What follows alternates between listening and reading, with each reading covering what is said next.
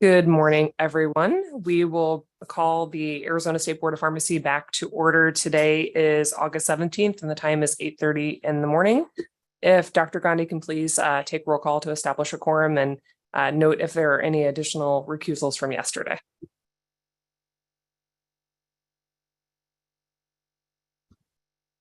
Thank you, Madam Chair. Mr. Thorwald. Here. Ms. Nair. Here. Ms. Davis. Present. Ms. Walmsley. Here. Ms. Lahan. Present, and today I will add 31-0, please, for Thank recusal. you. Mr. Dang. All accounted for, Madam Chair. Thank you, Dr. Gandhi. We will move to item 28, which is cases for the approval of state's motion to vacate the hearings. We will have to take these as I think two different groups. I have one recusal here. Ms. Lahan, do you have any recusals in tab 28?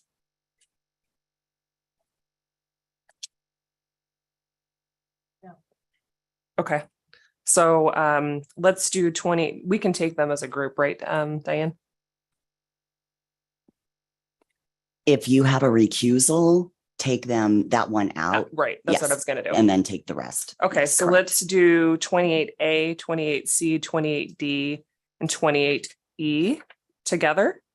And then we'll pull off 28B.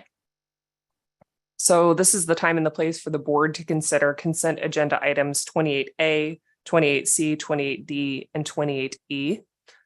Does any respondent or attorney or board member wish to pull any additional cases other than what was discussed for further consideration? Will the state's attorneys please introduce themselves? Good morning, Seth Hargraves, Assistant Attorney General on behalf of the state. Are there any other parties present for these matters?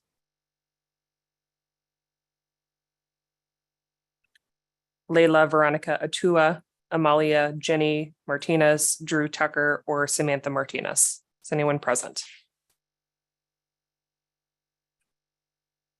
Hearing none, the state has filed a motion to deem and vacate the hearings in each of these matters. If these motions are granted, the board will have adopted the factual allegations set forth in the complaints as findings of fact and alleged violations of law as conclusions of law. Is there any motions with regards to the state's motion to deem? I move that the board grant the state's motion to deem and vacate the hearings. I second the motion. I have a motion and a second. All those in favor? Aye. Any opposed?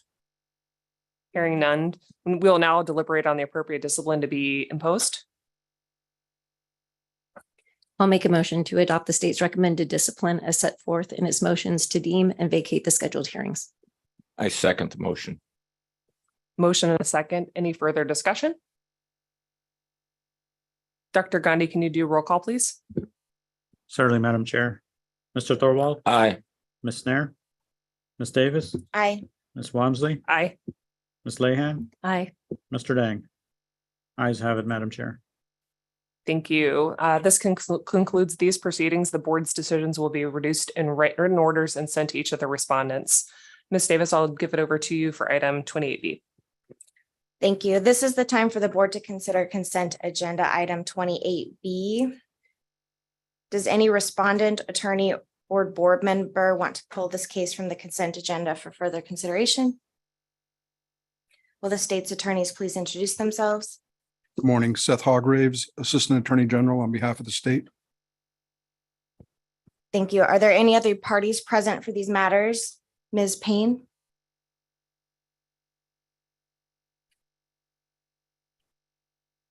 The state has filed a motion to deem and vacate the hearing in this matter. If this motion is granted, the board will have adopted the factual allegations set forth in the complaints as its findings of fact and the alleged violations of law as its conclusion of law. Is there a motion regarding the state's motion to deem? I'll move that the board grant the state's motion to deem and vacate the hearing. Second the motion. All those in favor? Aye. Aye. Any opposed?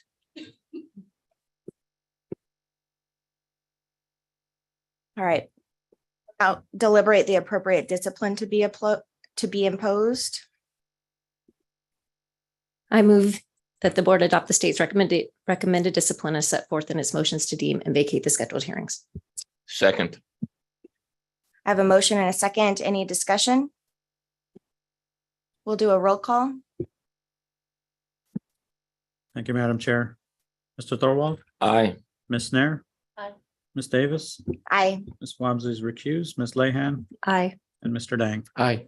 Ayes have it with one recusal, Madam Chair. Thank you. This concludes this proceeding. The board's decision will be reduced to written orders, which will be sent to the respondent. And thank you. Thank you, Ms. Davis. Next up, tab 29, which is our administrative hearings.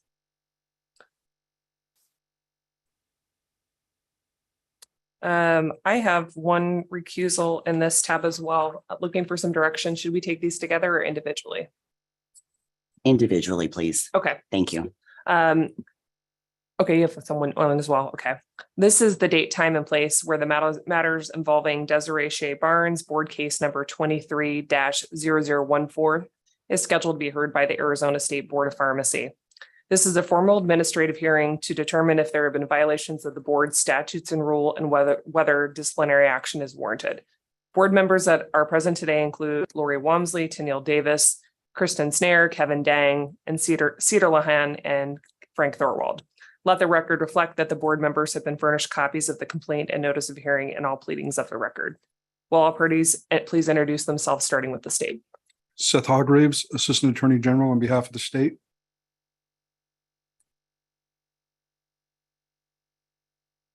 Is- Ms. Barnes, are you there? She was supposed to be calling in. Dr. Gandhi, do we see Ms. Barnes on the line? I do see Ms. Barnes. Ms. Barnes, are you able to hear us? Hello. Hello, Oh, if you- hello. we can hear you. Can you please introduce yourself for the record? Yes, my name is Desiree Cherie Barnes. And Ms. Barnes, you're a pharmacy technician, correct? Yes, pharmacy technician trainee. Thank you very much. Before moving forward, do any of the parties have preliminary matters that they would wish to address with the board? Yes, the board had voted this matter to hearing. Ms. Barnes had criminal charges that she did not timely disclose to the board. Board reached out to her for comment and documentation. She didn't respond, leading to the hearing being set. After Ms. Barnes received the complaint notice of hearing, she contacted staff and signed a consent agreement for a $250 civil penalty, which is why you don't have exhibits or anything to consider. Yesterday, we received an email from Ms. Barnes asking if she can withdraw her consent agreement. So perhaps we can hear from her and see what her plans are regarding the consent agreement, whether, she does want to rescind accepting that, or if she wants to go forward with that. If she doesn't want to accept it, the state would recommend that the hearing be continued till October. Thank you, Mr. Hargraves. Ms. Barnes, did you hear what Mr. Hargraves presented? If you could talk to us a little bit about why you withdrew your consent agreement this morning? Yes, What your I intention did is? hear what he said. Yesterday I did withdraw from the agreement due to the fact that I thought I had to pay the money up front. It did not dawn on me that I had 90 days to pay the $250. So if I have the option of keeping the agreement, I would like to keep the agreement as is. Mr. If Hargraves? if she's willing to proceed with the consent agreement, the state would ask the board to accept it and to resolve this matter. Ms. Barnes, are you willing to do so? Yes, thank you. Thank you. Board members, additional questions or comments? I'll make a motion to accept the consent agreement and vacate the Excuse hearing. me? I'll second. That is appropriate. I don't believe that there's a hearing set. Is that correct? It was set. Oh, it was set. Okay. This was to resolve. Okay, in lieu of the hearing. Yes, then to vacate, please. So I have a motion to accept the consent agreement and to vacate the hearing in a second. Any further discussion? Hearing none, Dr. Gandhi, if you could do roll call, please. Mr. Thorwald, Aye. Ms. Snare, Aye. Ms. Davis, Aye. Ms. Walmsley, Aye. Ms. Lehan, Aye. Mr. Dang. Aye. Ayes have it, Madam Chair. Ms. Barnes, thank you so much for being in attendance today. The staff will be in contact with you again to reissue the agreement. Appreciate your cooperation and attendance. Thank you very much. Have a beautiful day, people. You too. Thank you so much. Item 29B, Candy Michelle Granillo. This is the time and place where matters involving Candy Michelle Granillo, board case number 23-0037 is scheduled to be heard by the Arizona State Board of Pharmacy. This is the formal administrative hearing to determine if there have been violations on the board's statutes and rules and whether disciplinary action is warranted.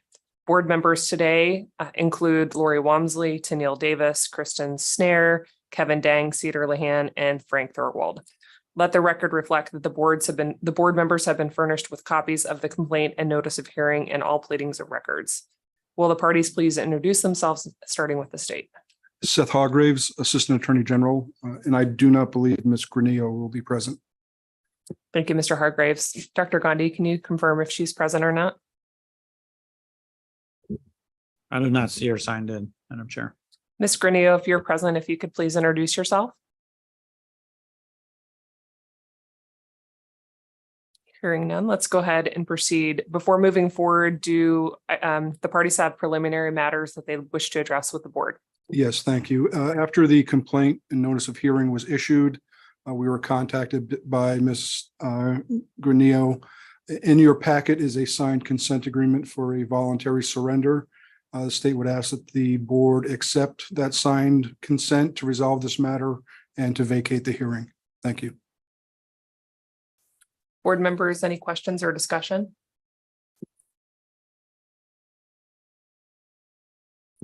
I'll make a motion to accept the signed consent agreement and vacate the hearing. Second. A motion and a second. Any discussion? Hearing none, Dr. Gandhi, if you could do a roll call, please. Mr. Thorwald, Aye. Ms. Snare, Aye.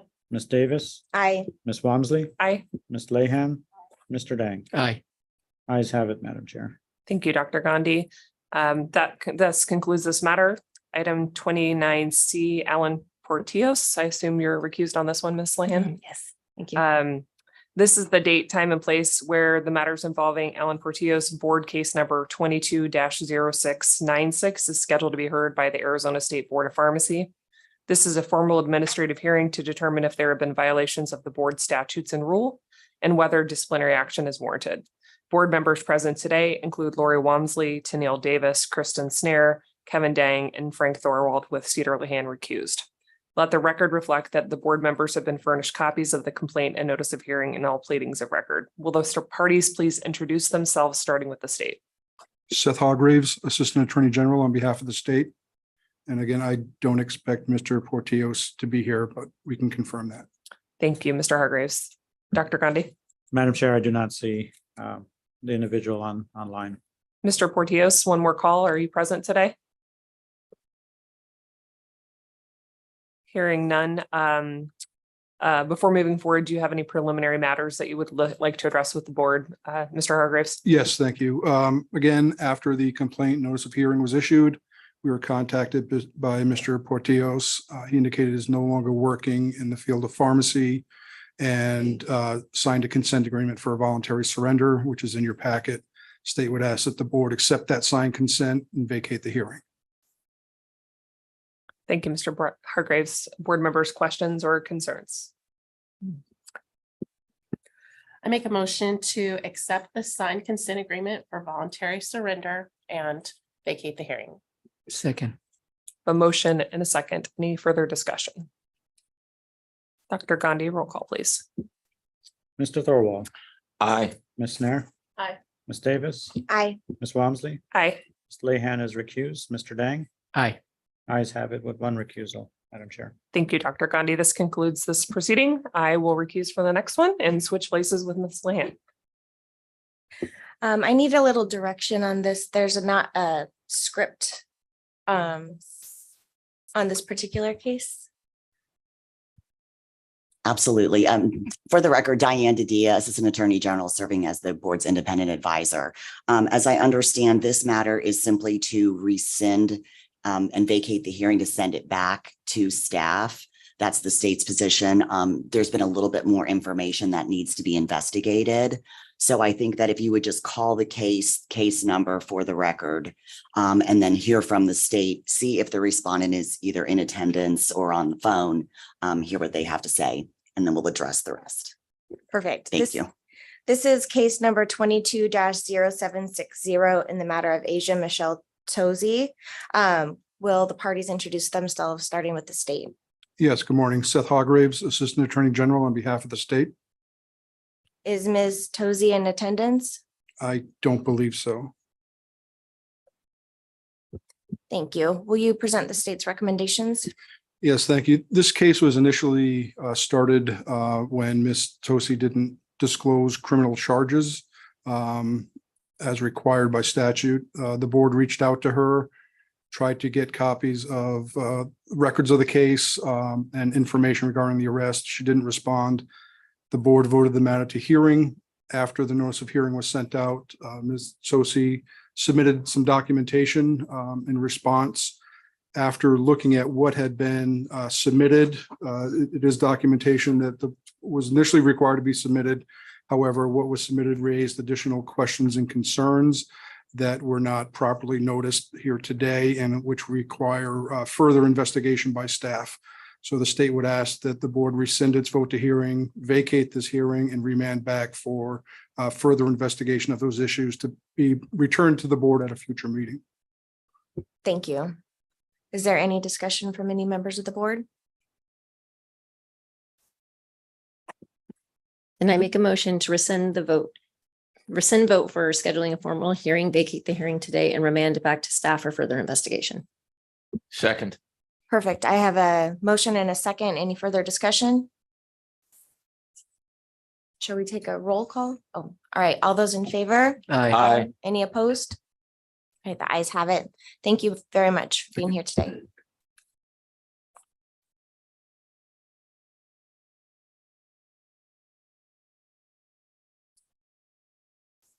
Thank you, Ms. Davis.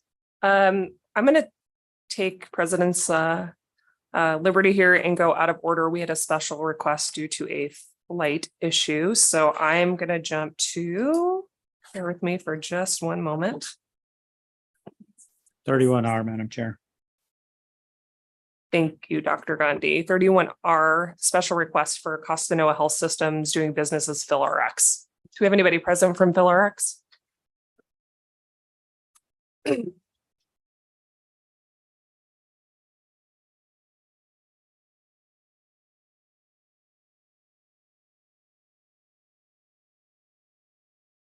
We need a bigger table. Good morning, Madam President, members of the board. Michael Rain with Boson and Snow, and I'll have you introduce yourself, please. Patrick Meyer, Vice President, Clinical Operation for Phil. Angela Stigliano, Operational Pharmacy Lead for Phil. And Mark Boson, Counsel. Good morning and welcome. Can you tell us a little bit about your request before us today? Yes, Madam President, this is a request, and I think I'll start with a little free advertising for the board. It's very important to come to these board meetings and very valuable. A couple meetings ago, you received basically this identical request from another pharmacy to operate, I guess for lack of a better word, an additional space next to their pharmacy space, 100 feet down the hall, where staff will perform data entry, insurance verification, coordination of benefits activity. This isn't really much different than your shared services rule in 621, except instead of working from home, they will be working 100 feet down the hall. We've presented the key elements in the written materials. They will have the same computing system, cloud-based encrypted software. The physical space will have all of the same, physical security, monitored alarms, door sensors, et cetera. Of course, pharmacy staff will be available to supervise remotely, telephonically or video conference, but in addition, they're just down the hall. So they do anticipate pharmacists will actually be physically present in this space from time to time. All staff trained in HIPAA compliance receive the same training as any other staff. Just need the additional space. I believe it's 2,500 square feet or so, just down the hall. And so Phil, executive team here to answer any questions you have, but we've been down here before, and because we were at a previous board meeting, we know how all this works. So you'll know probably what our next question is. Can you talk to us about your patient privacy? So will any information be able to be printed, or how are you going to ensure the privacy of the patient information? Would you like council to answer? Somebody from Phil would be great. One of the two of you. Yeah, you want to?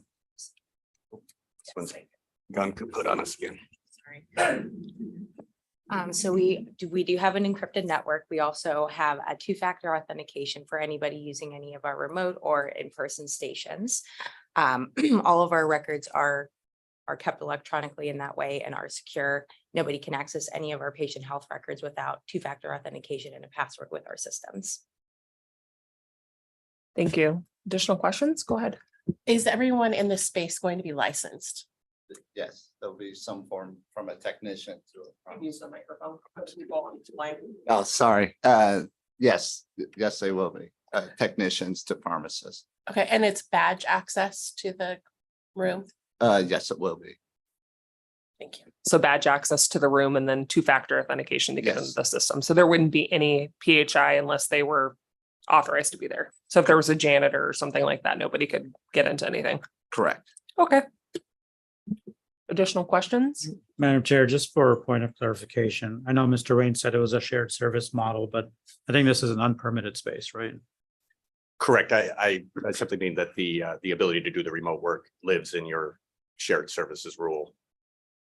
Rule 621. Yeah, and I kind of agree with what he said. It's really not any different than working at home, except for they're working in a designated space. But shared services is Yeah. between two permitted. I just wanted for the record. So, Yeah, so Yeah. there's not confusion. correct. Yeah, I guess that's where the variance part comes in. In that previous meeting, Inspector Wagoner, kind of pointed out, we can do this under that rule, but as Dr. Gandhi notes, it's a little different. Hearing those items and, they match up with what we expect for privacy's sake, I make a motion to approve. I agree. I second that. I have a motion and a second. Any discussion? All those in favor? Aye. Any opposed? Hearing none. Thank you. Appreciate you being here and hope that you make your flight. Thank you. All right. I think we need to jump back. Let's try my favorite item from yesterday. 18A. Weeks and Leo. Is anyone present from Weeks and Leo or Leo and Weeks? I forget which way it is. Weeks and Leo, I was right. Staff, were we able to reach out to them yesterday after the meeting? I know it was late. No.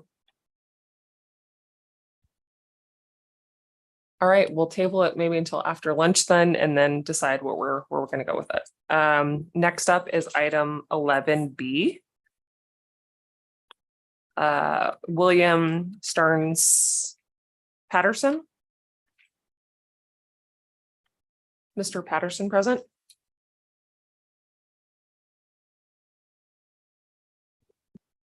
I do not see Mr. Patterson online either, Madam Chair. Thank you. Mr. Patterson indicated he will not be joining us this morning.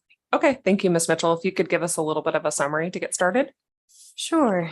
William Patterson was licensed as a pharmacy technician on June 2nd, 2021. On May 25th, 2023, the board received a notice from the Department of Public Safety indicating that he'd been arrested and or fingerprinted for misdemeanor theft. While researching this information online, staff discovered that Mr. Patterson had been charged with theft in January of 21 and DUI in May of 23. Mr. Patterson's fingerprint clearance card was valid when staff processed it in June of 21. In May of 23, staff sent Mr. Patterson an initial complaint letter and subpoena for response and records. Failing to receive a response, staff prepared Mr. Patterson's file for consideration by the board under section 5. Staff sent Mr. Patterson a meeting notice with a copy of in the initial summary of this complaint on June 28, 2023. He responded to that complaint notice. In his response to staff, Mr. Patterson indicated that he had been charged with theft after diversion from his employer. On July 10th, 2023, staff reached out to Mr. Patterson's former employer to determine if he diverted drugs while employed at the pharmacy, and staff learned that Mr. Patterson had been terminated from his employment as a clerk for diversion of controlled substances. Documentation provided by the pharmacy indicates that Mr. Patterson was arrested by the Mojave County Sheriff's Office directly after his interview with Asset Protection. On July 26th, Mr. Patterson provided documentation relating to his DUI and theft charges. He provided a written statement on July 27th, 2023. And in his response, he stated that he was unable to report his DUI charges as he was incarcerated until May 30th. And quote, "By the time I got out and got home, there was already mail from you guys. I'm pretty sure asking why I didn't notify you." The theft charges filed against Mr. Patterson have been adjudicated. Mr. Patterson pled guilty to the charge and he was placed on probation and is required to complete drug education and counseling. The DUI charges are pending in Bullhead City Municipal Court. That's all I have. Thank you, Ms. Mitchell. Board members, questions for Ms. Mitchell? I have one. What's the status of his current license? Is it open and unencumbered at this point? Correct.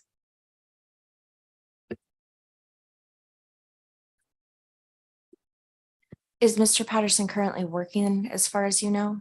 He's indicated that he is not working.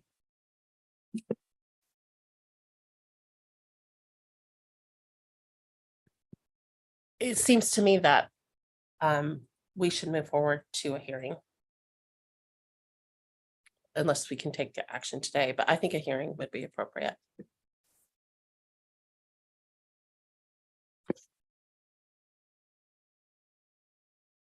Mr. Hargraves, what are our options today? We can't suspend him today. It has not been noticed for summary suspension. You can refer the matter to hearing if that's how you want to proceed. Is that your motion? I'll make a motion to refer to hearing. Second. In the alternative, would you be willing to accept a voluntary surrender? I'll amend my motion to include accepting a voluntary surrender. I amend my second. A motion and a second. Any further discussion? Hearing none, Dr. Gandhi, roll call, please.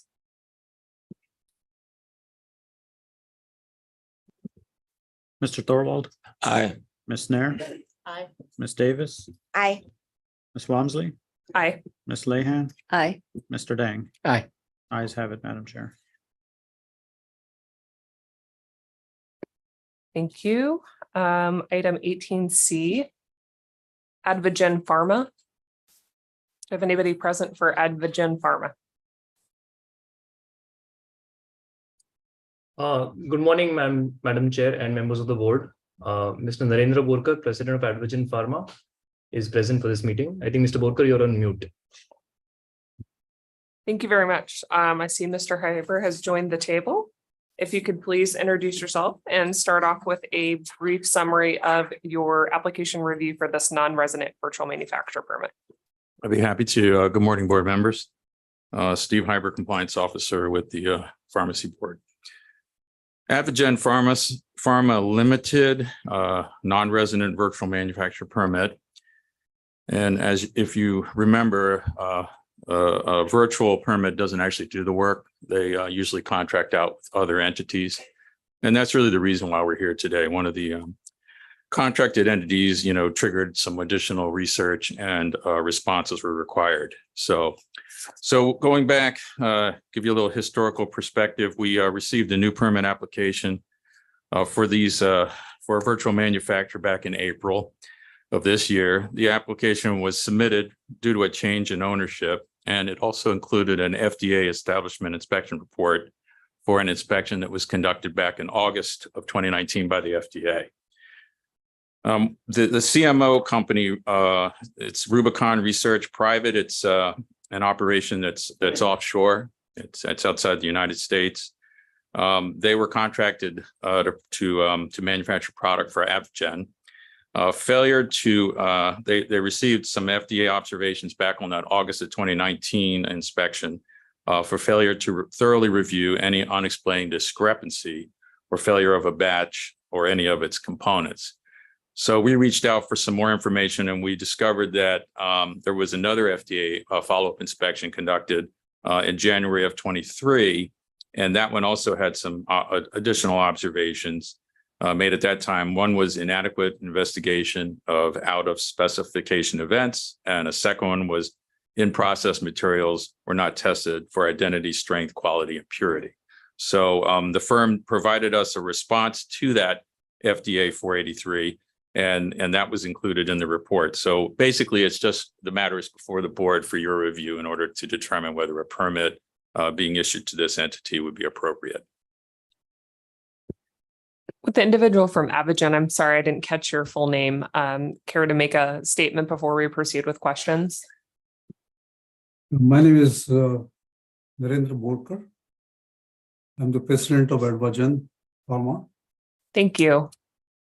Would you care to make a statement regarding Officer Hyber's statements about your application?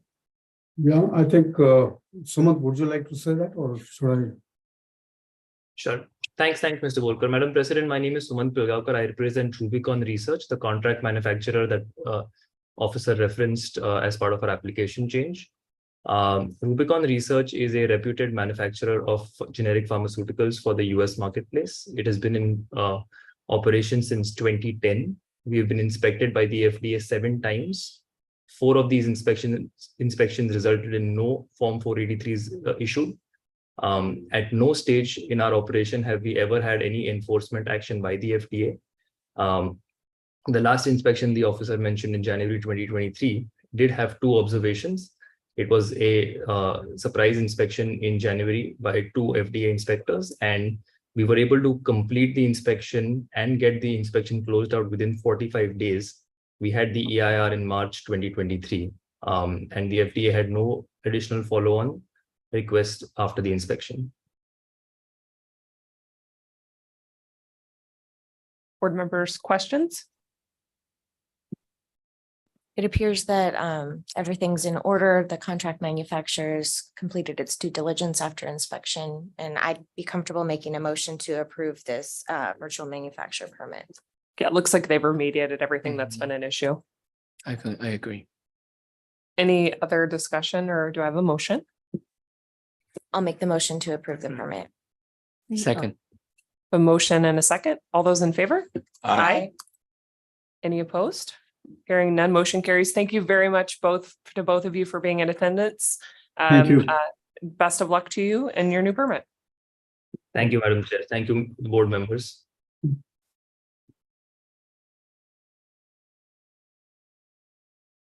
All right, I think that takes us to conferences, correct? Is that the next place to go, Ms. Ganavong? Okay. Moving on to conferences, we will start with 26E. Yes. I'm recused. Okay. So we'll do the conference for 26E, and then they also have a special request under 31Q. So we'll do that immediately following the conference. Strive Pharmacy and Michael Walker, complaint number 22-0668. Oh boy, we have a lot of people. I think we need to go to both tables, gentlemen.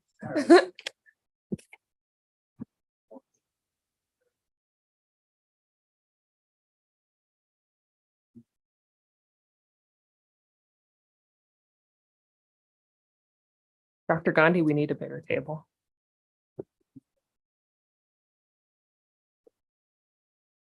And I apologize. I have a couple of pass outs last minute. I will explain them as we get there. Ms. Galvin, Mr. Hargraves, Are these in order? I think we've typically had a cutoff for new materials. I just want to make sure that we're, Ms. Walmsley, if I may, one of those is yesterday, one of them is a week ago, and one of them is an Arizona rule. So I okay, don't believe they're going to have any objection to them, but I'm happy to wait and get through that. okay. It's within your discretion that yes, Okay. typically you don't consider documents that are submitted past the deadline. Okay, I just want to make sure that we're treating everyone fairly and appropriately. Since we've delayed things before for new materials, so I don't want to call to the question here. We have Mr. Hyber and Mr. Wagner. I'll go ahead and have all the parties introduce themselves, starting with the compliance officers and then moving over to the Strive Pharmacy side. And then we'll start with having the compliance officers provide a recap. I know we've had several discussions about the complaint, and then we'll have Strive make a comment after that. So go ahead, Mr. Wagner. Dennis Wagner, Compliance Officer. Good morning again, Steve Hyber, Compliance Officer. Michael Walker, Pharmacist in Charge at Strive Pharmacy. Patrick Schenzel, Chief Operating Officer at Strive Pharmacy. Matthew Montez Dioca, Chief Clinical Officer, Strive Pharmacy. And then Roger Morris and Alex Snyder from Quarles and Brady Counsel for Strive. Very nice. Thank you. I'm not sure which one of the two of you would like to get started. All right, Mr. Wagner, you're on deck. All right, I'll do my best to summarize this and be as brief as possible. In November of 2022, the board received information that a pharmacy may be compounding a commercially available product, specifically semaglutide injection. The information included an advertisement regarding product information and a dosing schedule referring to the FDA-approved product Wegovy for appetite suppression. You can find that in your board book on pages 3983 to 84. The complaint was initially investigated by former compliance officer Carol Hess. The pharmacy began to compound this medication in August of 2021. A table of prescription strength compounded and the number of prescriptions compounded can be found in Ms. Hess's summary on page 3973. Also in her summary, Ms. Hess stated that the owner of the pharmacy indicated that they compounded semaglutide alone initially, but on advice of their attorney, began to compound a combination with cyanocobalamin. The owner also shared that both FDA-approved semaglutide products appeared on the FDA shortage list and therefore may be compounded. Ms. Hess requested compounding records for 2 lot numbers. After review of these records, Compliance Officer Sandy Sutcliffe and I visited the pharmacy to review additional information, including invoices and certificates of analysis, or C of A's, for semaglutide, for the semaglutide component. The compounding records indicated that the semaglutide component used was semaglutide acetate. However, the C of A and invoices were for semaglutide sodium. The owner shared that the pharmacy changed from semaglutide acetate to semaglutide sodium in approximately December of 2021. The number of compounding records with inaccurate components used or recorded is unknown at this time. Additionally, the FDA-approved product is manufactured with semaglutide base and not the acetate or sodium salt. Both FDA and NABP have published information questioning the validity of compounding with the salt form components. So to recap, the possible points the board may wish to consider are: was the pharmacy compounding a commercially available product? The table included in Ms. Hess's summary stated that approximately 1,400 prescriptions were compounded through March 31st of 2022 prior to semaglutide appearing on the FDA shortage list. Was the pharmacy compounding with appropriate components? Neither semaglutide sodium nor semaglutide acetate appear on the FDA list of approved bulk substances for compounding. Additionally, these salts are not included in the improved products. Semaglutide base is listed as the active ingredient in the approved products. And finally, are the compounding records at the pharmacy an accurate representation of prescriptions compounded? Thank you, Mr. Wagner. Strive Pharmacy, if you'd like to make a statement. Sure. I have a brief statement and I want to have each of the gentlemen who introduced themselves talk and explain to you their role in Strive in the process. Want to just highlight just as a big picture to start with, semaglutide, its brand names are Wegovy, Ozempic, first came on the market in June of 21. We're sitting here in August of 23, 2 years and 2 months later. There has been a huge amount of information that has gone on. I passed out 3 updates to you, which we'll talk about. One is a printout from yesterday of the FDA showing that Wegovy and Ozempic remain on the FDA shortage list as of yesterday. I confirmed that's still the case still this morning to be able to do it. The second is an article from the Wall Street Journal last week, a week ago today, from Novo Nordisk stating that they continue to have shortages with the product and will continue to ration the product for use for the foreseeable future. And the third is Arizona Administrative Code R423410, which talks about current good compounding practices and what substances are allowed to be used in compounding to be able to do that. So I want to let these gentlemen explain, and then I'll summarize where we are with it. But there are 3 critical time periods for you to think about. One is the August 21 through March 22 time period, while before the drug went on the shortage list. Then it's the time period March 22 until the FDA came out clearly with an actual statement talking about semaglutide, sodium and acetate, and then the difference in the base. And then that third period is after that time period through the present, because there's different standards and issues that I want to make sure we talk about. But with that, I'll let Michael start. Michael? Hi, members of the board. Michael Walker, pharmacist in charge and owner at Strive Pharmacy. I've been a licensed pharmacist in Arizona for 8 years.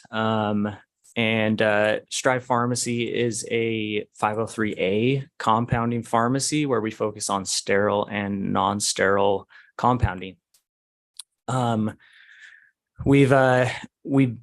Strive's been around for 5 years now. What started as just a small pharmacy in Gilbert has grown significantly, where we now employ 10 plus pharmacists and many pharmacy technicians. As we've grown as a pharmacy, we've had to improve many things that the pharmacy's doing, make enhancements to our processes, and we've invested in personnel and consultants, both USP and FDA consultants, to make sure that we are improving on how we do things at the pharmacy. We've also brought on 2 compliance and quality assurance managers who their sole focus is on helping Strive get better as a compounding pharmacy. And we've made many improvements over the months and years, and we assume we'll continue to do so. As stated, we started compounding semaglutide in August of 2021. Prior to that, we had a few requests from some providers to start compounding this medication in a few different dosage strengths. As a team, we looked at the formulation. We saw some other compounding pharmacies making it in those dosage strengths. We found a formulation that would work. We were able to source the semaglutide ingredient, and thus started to compound the product in August of 2021. Just kind of give you an overview. We started compounding very little prescriptions, maybe 1 or 2 a week, and then it drastically changed towards the end of 2021, beginning of 2022. And assuming this is due to the, ongoing, as the drug became more and more on shortage, and also prescribers requesting our compounded medication for a few different reasons, which we can get into. And then in March of 2022, it officially went on shortage. Just prior to that, we had a few of our providers requesting that we add B12 cyanocobalamin into the formulation, which has been shown to decrease some of the common side effects of semaglutide. Some of the common side effects, just for the information to the board, is nausea, vomiting are really common side effects associated with semaglutide. And then shortly thereafter, the drug went on official drug shortage, which it remains today. Strive's committed to improving how we do things and have invested heavily into personnel such as, the gentleman next to me, in improving how we do things at Strive. And I'll kick it over to Matt. Matt? Morning, members of the board. Again, my name is Matt Montez Dioca. I am the Chief Clinical Officer over at Strive, and I've been a licensed pharmacist in Arizona for 7 years. One of my duties of being in my position is overseeing the compliance and quality assurance of Strive. And as Michael had mentioned, we did bring and invest in a couple of tenured compliance and quality assurance managers who have been in the compounding industry prior, and we have continued to work and grow that team. And during the inspection for which we are currently here, that it was brought to our attention that we did have some receiving issues with our semaglutide API. And since then, we have went ahead and revamped our SOP surrounding the receiving of drug products, whether they're active or inactive ingredients. To keep it brief, that SOP just includes double checks, ensuring that those who are receiving have been trained on receiving, and that when it's input into the system, that they are inputting from the C of A, not just based off what they think the active ingredient is. And then that does have to be checked off by that receiving personnel, whether it's a technician or pharmacist that has been trained on that. During the inspection as well, it was of concern that we were compounding a commercially essential copy. Since then, we have revamped our SOP around whether our master formula will be approved or not. We have a single pharmacist who does review all of our formulas and approves them to ensure that they are not within the 10% of a commercially available product. And while we're here speaking upon semaglutide, I did want to just kind of briefly touch on Strive's compounding process with that medication specifically. For semaglutide, we do have a third-party stability study that has been performed on it to show that it is sterile and potent at 180 days at refrigeration storage. During that stability study, there are various tasks performed by that third-party analytical company, from method development to method suitability, sterility, potency, endotoxin, container closure, integrity test, antimicrobial effectiveness, and sorry if I said already, but endotoxin testing as well. From there, we then, after that test has been passed, our compounding process, to keep it brief for the members of the board, is we take our active and inactive ingredients in the sterile lab and place them into solution.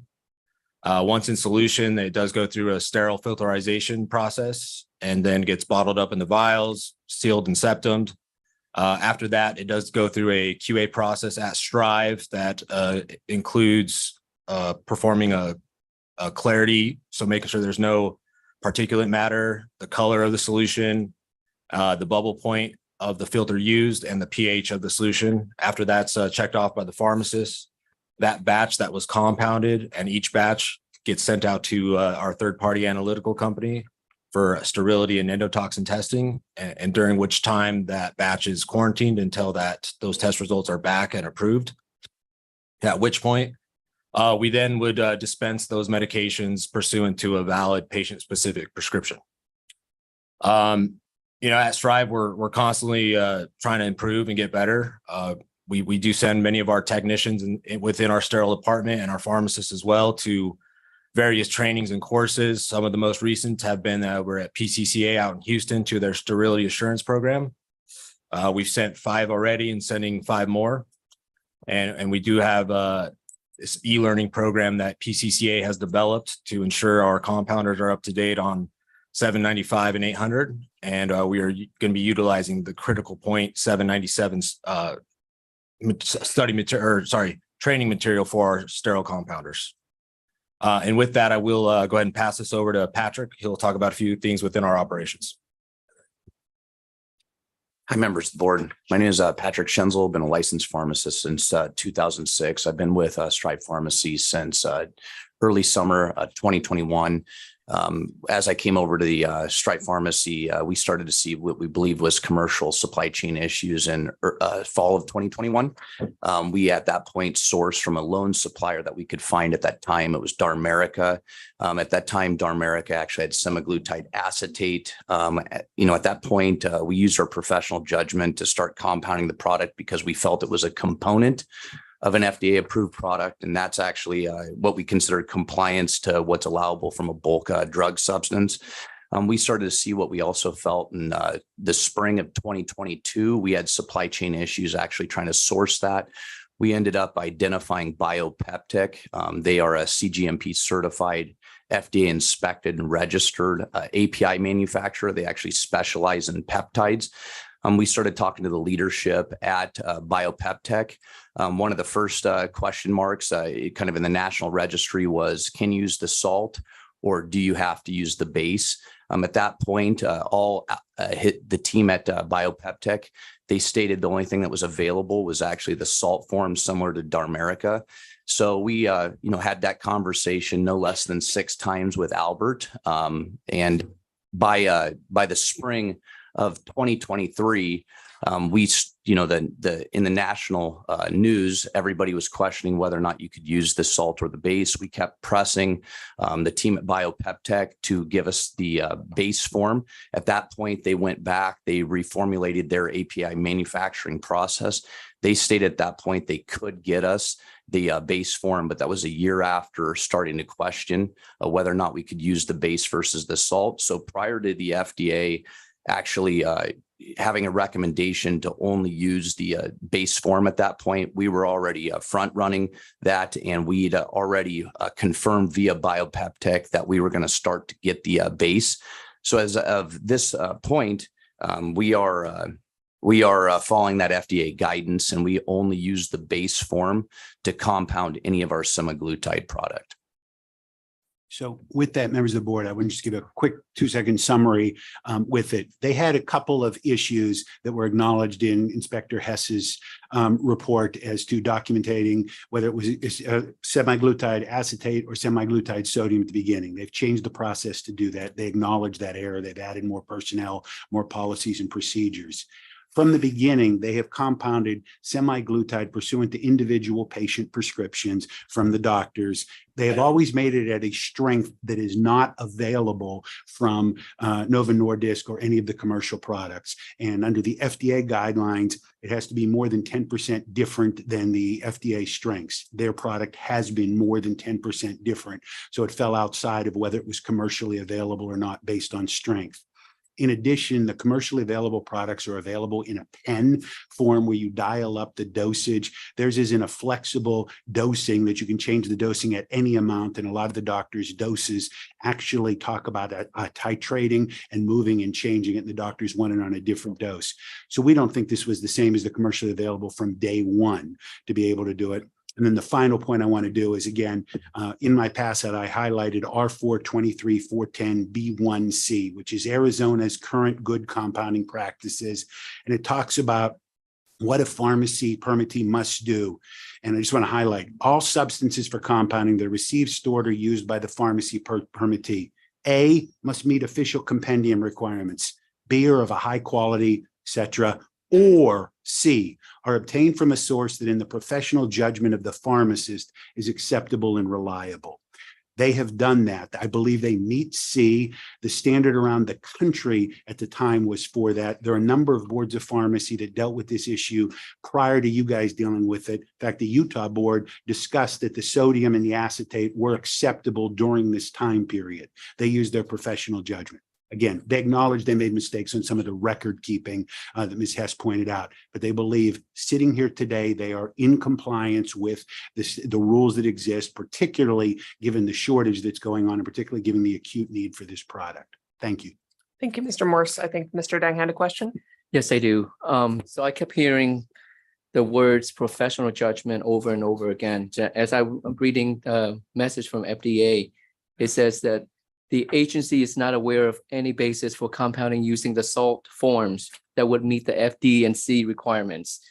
Products containing these salts, such as sodium or acetate, have not been shown to be safe and effective Can you comment on that? Sure, Mr. Dang. Once the FDA announced that, they went to the base product because they are pharmacists using their professional judgment, and they now had a statement from the FDA. Prior to that, with repeated requests, the FDA had not provided that information to do it. Second, the FDA statement deals with the Food, Drug, and Cosmetic Act. What you are looking at is the Arizona Administrative Code, which is what this board enforces. The standards in Arizona for compounding are not the same as the Food, Drug, and Cosmetic Act. One could argue that the Arizona standards are slightly broader to be able to do it if I was putting a characterization on it. But that's my response to that comment. Okay. I could also make a quick comment on stuff we did on our end to come up with that professional judgment. I think one thing that when we were having these conversations with our supplier about, is this salt form available? Is it the same thing that's in the commercial product, like the same semaglutide drug? And I think one thing that helped us feel comfortable with it was from the leadership at Biopeptech was peptides are a little different than regular drugs. So a peptide is a chain of amino acids. It has positive and negative charges. And so the semaglutide salt or semaglutide acetate is actually not attached to the semaglutide. So for instance, lidocaine hydrochloride, lidocaine has that hydrochloride attached to it, where the semaglutide sodium is actually not attached to the semaglutide. It's there to balance the charges that are associated with this amino acid chain, where that made a lot of sense to us, where in essence, it's not a different, it's semaglutide. The drug is the same. It's almost an excipient added in it where it balances the charge. And so that's kind of where we came up as a team, that we felt comfortable with our knowledge as pharmacists that we can comfortably compound this and see the same active ingredient that you'd see in a commercial product. Okay, so is your clinical judgment backed up by clinical evidence?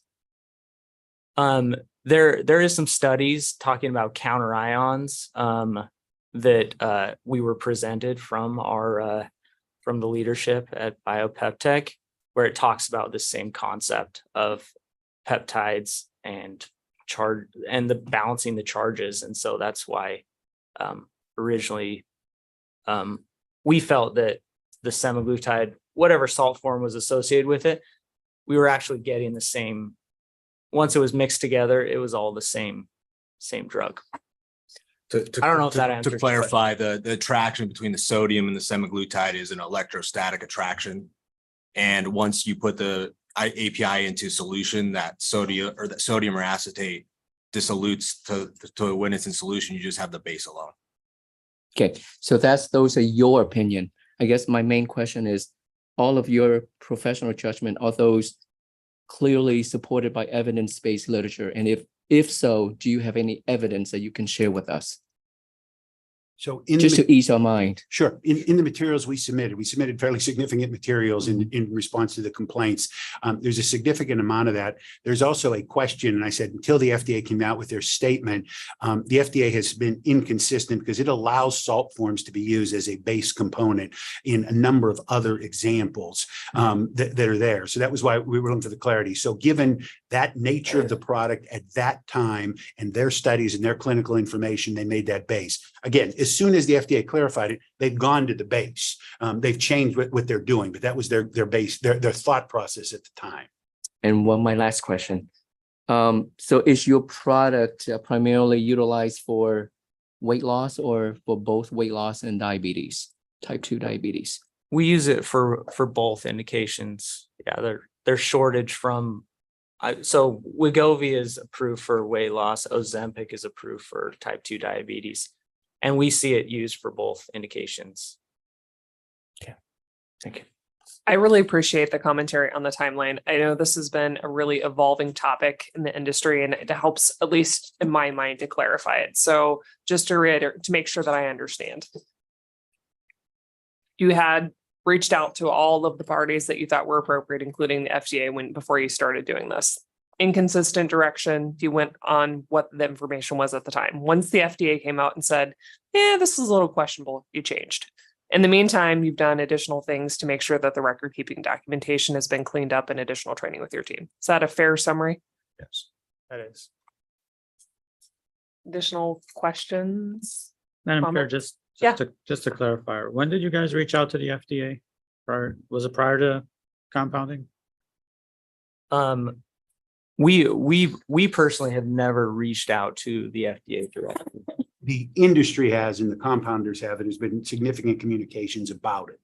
I will state to the board, my office has reached out to the FDA multiple times, not on behalf of this client particularly, and we've got no response. Was that after the activity already started, or was it prior to that, Roger? I can tell you, it would have been at the time of the initial complaint here. Okay, so after. For that piece, yes. Okay. The other thing, just a couple of more questions if I can. I think historically, when you have the FDA addressing something and the states addressing something, I think common rule is to follow the stricter of the laws, I think. Again, we can decide on whether common rule or not. I've put into the materials why I believe the FDA is still wrong today on its decision about sodium and acetate. I think it's a political decision and issues that isn't here nor there, but I have identified for you why I think they're wrong. And I think a salt form of a component meets the definition of the FDA's own standard. Someone will challenge them at some point, and given the FDA's track record, I suspect they will lose that case. But regardless, the standard in Arizona is R423, 410 Part C. And that would apply to Arizona. Do we have information, Jennifer or Dennis, do we have information how many products were shipped out of the state of Arizona? They have licenses in multiple states and ship some significant amount of product out of state. So that rule wouldn't apply to those states. This is the state where the product is compounded. Exactly. And they may have a higher standard and saying. That's up to the other states, correct? Absolutely. So do we have record of how much was shipped out of state? I don't have that at my fingertips. Dr. Gandhi, to be clear, I don't believe most of the non-resident rules go to that level of enforcement for a resident one. But the standard is when you have a pharmacy in one state shipping into another, there are certain non-resident rules you have to follow. Rarely is that level of the compounding product contained in that non-resident rule. No, I definitely understand that, Mr. Morris, but I think to Mr. Dang's point is, professional judgment just can't be out of thin air. It has to be supported, and crossing over references of what may have applied here doesn't necessarily apply here. And I think that was his point. No, and again, their best example is when the FDA came out with a clear statement, they changed what they were doing. It would have been nice if they had checked prior to doing it. Madam Chair.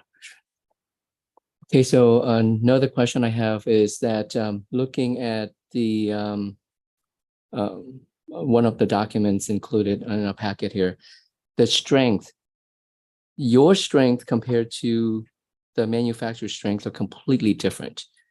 So are these strengths been reviewed and approved by FDA or clinical evidence that shows that the strength that you guys came up are effective and safe for the patients? Dr. Dang, obviously, these are individual patient prescriptions authored by individual doctors. They are clearly not approved by the FDA. That's why they're a compounded product to be able to do that. They couldn't be.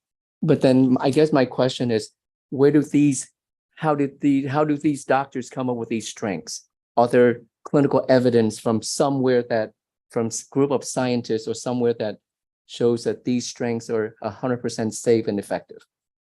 I can't tell you yes or no, given that the other products that are out there commercially have both lower strengths and higher strengths. It would seem to me difficult to say that this strength would not be effective, but I don't have evidence that I can show you that.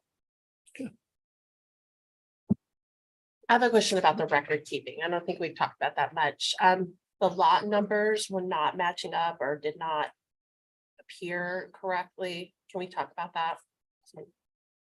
I don't know if you want. What exactly is your question on that? What happened with the record keeping? Why weren't the lot numbers correct? It wasn't down to the lot number. It was just the fact of which medication was input into the system of our inventory. We originally started ordering from Darmerica, which was the semaglutide acetate. As we continued to order the product in, they had at some point switched to the sodium without notification. And at which point that product, when it was received, was just received as semaglutide. And so by that personnel that was receiving it, was considered to be the same product. With that, though, we have changed within our SOP that they have to match the cast numbers, look at the entirety of the chemical before inputting it into the system. Is that documented on your master formulation records? Sorry, can you repeat that? Is it documented on your master formulation records now to that level of specificity? In our SOPs, yeah. Okay. When did the bulk product, not the bulk, the base product become available? I can't remember the exact date, but it was, we were able to secure the base semaglutide prior to the FDA coming out with their official announcement. So that was just a process. It sounds like that was not available in the beginning time, and now they've subsequently. Correct. Yeah. The few suppliers that do carry it, they only carried initially the semaglutide acetate, and then eventually they transitioned to the semaglutide sodium, and now we're using the semaglutide base. Okay, thank you. Just to follow up on my statement, so our inspectors found 66 items that were not documented correctly for record keeping sake. Is that, we all agree upon that? Yes. No, I think we agree on that. Okay.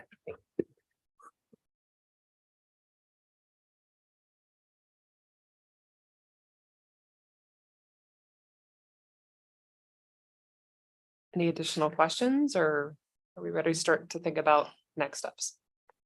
I make a motion for executive session.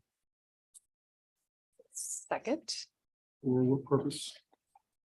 Just legal advice. for legal advice, yes. Yeah, you have 2 mics. You're really wanting to talk. All those in favor? Aye. All those, any opposed? Okay, motion carries.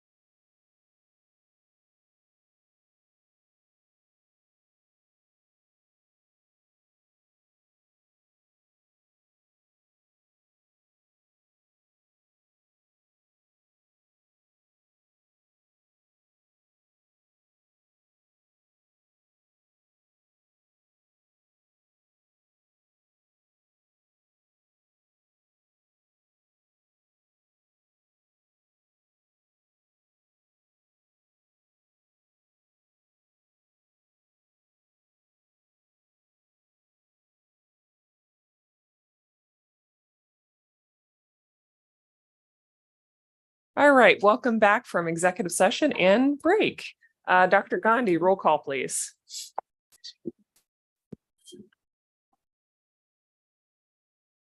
Mr. Thorwald, Present. Ms. Nair, Ms. Davis. She's here. Ms. Walmsley, Here. Ms. Lehan, Present. Mr. Dang, I'm here. all accounted for, Madam Chair. Thank you very much. Board members, questions or comments after executive session?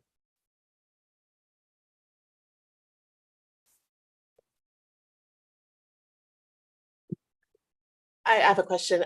Was this product on the bulk shortage list when you started to compound? When we started a compound, it was not on the shortage list. We started compounding in August 2021. It went on shortage in March of 2022 officially. But was it listed on the FDA's list of approved bulk product? FDA has a approved bulk product list. That is one way that they tell us compounders what we can make, but it's also part of an FDA approved drug, which classifies us to use that product because it is a part of an FDA approved drug. That's the component of an approved drug section. Just to clarify, the approved component is the semaglutide base. Not the sodium that they were using to compound. Correct.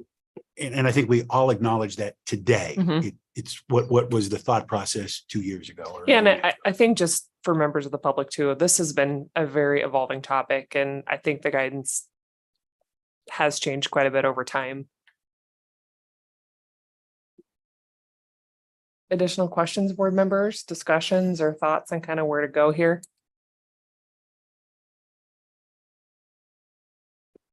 Do we have a list of everything that was shipped outside of Arizona as well? Do you all have that? No, I don't have that available. Okay, that might be important for us to have as well in consideration. Mr. Morris, is that something that they would be able to provide to us? I mean, the client has obviously prescription records of every prescription it's filled in the last 2 years, certainly. Dr. Gandhi, anything additional? Just to be clear, Michael, how many states is Strive Arizona licensed in? I think currently 6. Just kind of guess if I didn't, Thank I'd have you. to look back. No worries. During the, prior to the time that this was on the shortage list, were you using the sodium? Yeah, we originally started using semaglutide acetate, which was the only product that was available. And then all the manufacturers switched to semaglutide sodium in around, I think, December, November of 2021. Can someone clarify? When I was reading, it looked like the bulk product wasn't available to anyone outside of the Novartis, sorry, You mean the base? the The base base product. wasn't available in the United States. Whether it was available or not from others, they couldn't find it. They did significant diligent searches with it. The literature seems to indicate the same thing. I do know that as of today, the biopeptic does make the semaglutide base, and that's what they're using.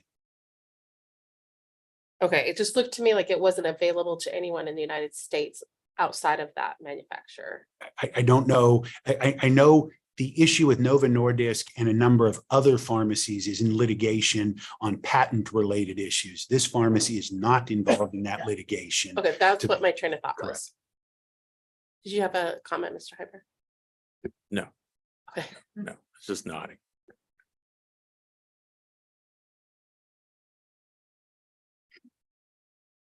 Any additional questions? Just one, Madam Yeah. Chair. So if a product is not on the approved list by the FDA, and you guys are using professional judgment to, so are you using your professional judgment to override the FDA's position of it not being on the list? So to be clear, on an approved, there's an approved list. There's also a list of things that you cannot compound. They're not in any way doing that. there are a number of things that are just outside of the FDA list. And I mean, we can use this, but we're aware of obviously pharmacies that create allergen products that aren't on approved list with it. It's whether they can make a compound for shoe leather to see if it does things. They're using their professional judgment to be able to use that. I mean, I can let them speak directly, but that's sort of the concept. Yeah, on the 503A compounding bulk list, the FDA put together, the drugs on there are not part of FDA approved drugs. So anything, correct me if I'm wrong, I think I'm right on this, but on the bulk list that they provide are part of products that are not a part of FDA approved drug products. And so the way that they categorize it is we can compound something if it's part of a FDA approved drug product or is on this list that the FDA put together. I don't know if that clarifies. Or if it has a USP monograph. Yeah. So if I could speak to this a little bit. So based on the 503A compounding pharmacy sections under the FDA, there's 3 qualifications which they can pull bulk substance from. One is whether it is has a USP or NF monograph. The other is what we've been talking about, which is the FDA approved bulk substance list. And the third is whether it's a component of an FDA approved drug. They were relying upon that they believed that the salt form was a component of the FDA approved semaglutide base. They, based on what they could ascertain, believed in talking with the manufacturer that the excipient form of the salt was just a component of what was already FDA approved in semaglutide. That's where they were using their professional judgment, if that clarifies.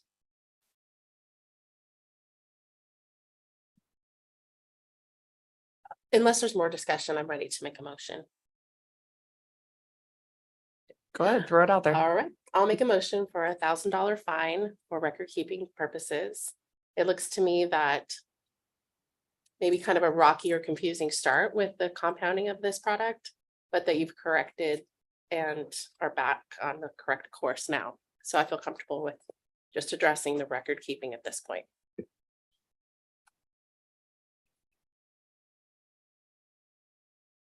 Additional thoughts? Just out of curiosity, how did you come up with that $1,000 fine? I just decided to take it as one item, and that's our maximum Okay. fine for one item. We could take it as individual items, but I just took it as one. I think they've made a considerable investment in staffing, training. I think they've learned a lot clearly from this whole thing. I'm satisfied with where you're going, and I would be willing to second that if that's your motion. I feel very confident that they are taking the correct steps to make sure that compounding is safe. All the testing that they're doing, to me, is probably the most critical part when we're talking about the safety of these compounded sterile products. And they haven't identified any issues. They're testing it before it goes out to Arizonans, all those kinds of things. So I feel very confident in where they're going as an organization. Could I clarify if this is disciplinary or non-disciplinary?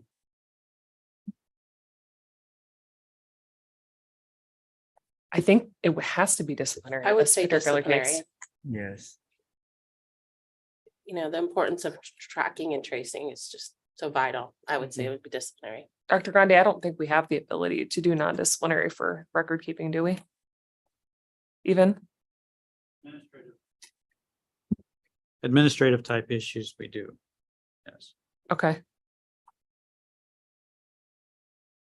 But this, this one was like semaglutide acetate was documented in place of semaglutide sodium, correct? I don't know if that's more an administrative, that's the judgment you'll have to make. Yeah, I think I'm leaning. Oops, I think I'm leaning towards discipline. A consent agreement for $1,000 fine for record keeping is where my head is. That is also how I feel. Okay. I agree. Would you care to make that your motion? Yes, I'll restate it. My motion is $1,000 disciplinary penalty for record keeping. Payable within what period of time? 90. Payable within 90 days. Do I have a I second? second that. A motion and a second. Any further discussion? Dr. Gandhi. Mr. Thorwald, Aye. Ms. Nair, Aye. Ms. Davis is recused, Ms. Walmsley, Aye. Ms. Lehan, Aye. Mr. Dang. Aye. Ayes have it, Madam Chair. Thank you very much, Dr. Gandhi. I think we also need to address Mr. Walker. Is that correct, since he's named in the complaint? Jean Seth? That would be correct. Board members' thoughts about how to address Mr. Walker?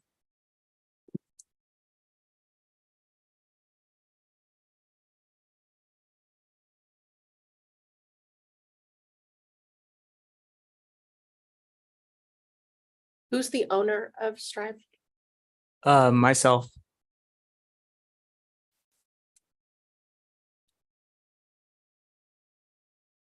I'm kind of leaning towards a non-disciplinary letter of concern at this point in time. That's what I was thinking too. I'll make that a motion. I'd like to make a motion for a non-disciplinary letter of concern for Mr. Walker. Second. For what purpose? For record keeping purposes. I have a motion and a second. Any discussion? All those in favor? Aye. Any opposed? Hearing none, thank you all very much for your time and attendance today. I think we have one more.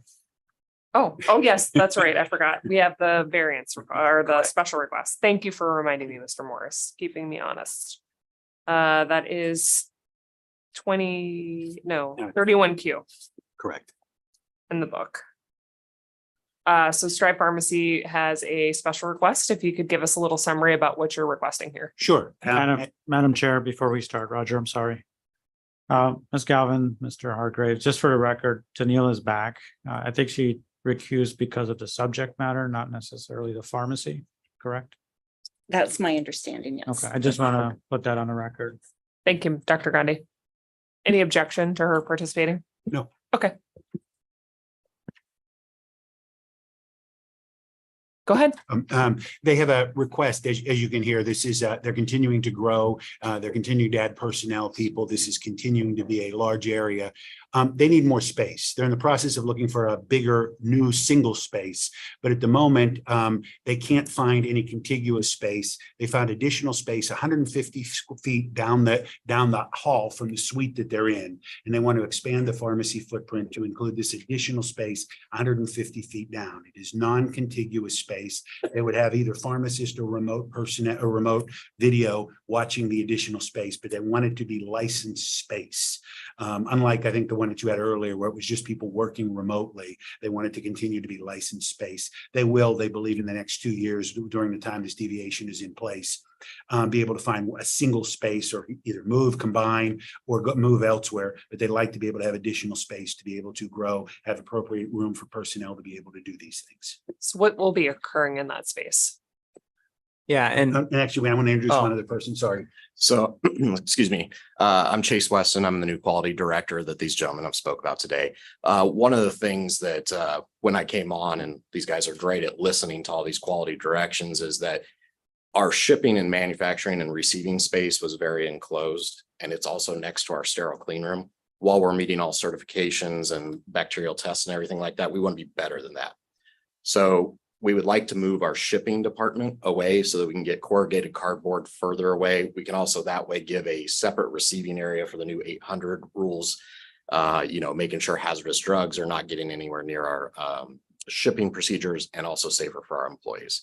So that's why we need to move it down. Just like I said, it's on the same strip mall. It's about 150 feet down the way. It's all locked. It has, continuous security or physical barriers to the ceiling already. It's literally a space that we keep our pharmacy managers in right now. So we would have pharmacists in that area already. But we just need more space for potentially just ice and being able to package those final shipment containers out the door. So would there be drugs stored in that space at all? That's one of the questions I have for the board at the end of the day is what makes it okay for you guys at the end of the day? Can we use that space to package and ship drugs during the day, and then you don't want us to keep drugs there overnight? We can make that happen. It's really completely up to, what you'll allow us to do within that space, because we're just out and we want to make it safer for, again, for our patients, our employees, and again, better clean room procedures if we don't have that foot traffic right next to our clean room. And it will meet all the standards of a pharmacy with appropriate security, temperature, ventilation, and control to be able to do that. And if there is anyone in there, there will be pharmacist or video view of pharmacists watching what's going on in there. And who will have access to the space? Depending on what's allowed, we are going to only have keys to the pharmacist that open in the morning. And then pharmacists will close it at night. It will be shipping personnel is the primary plan right now, is the main access for that. Are they all licensed?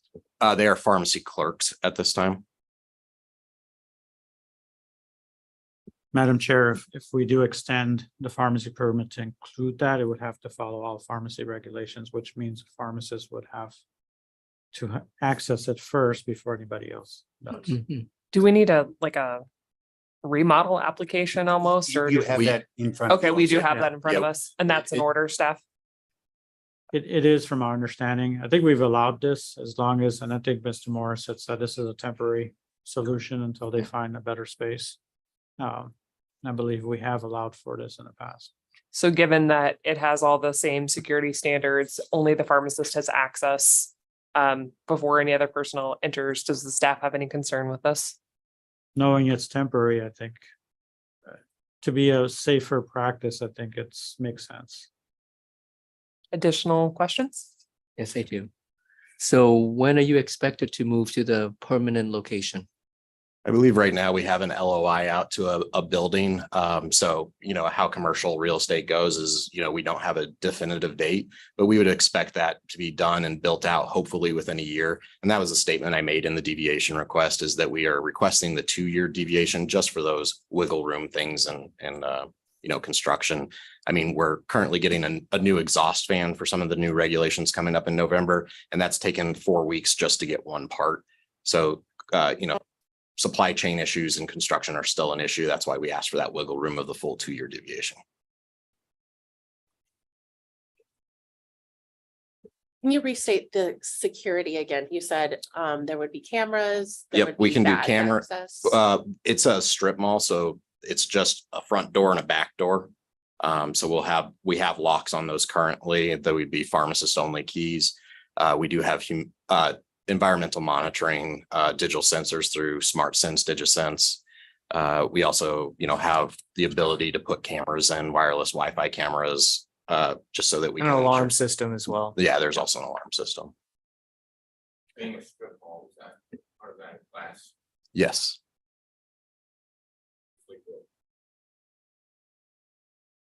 But like many pharmacies. And that's our entire pharmacy, all has that, correct? I don't think there's anybody that has a more vested interest in making sure that the security is there than probably the permit holder. So Correct. I'll make a motion to approve the deviation. Second.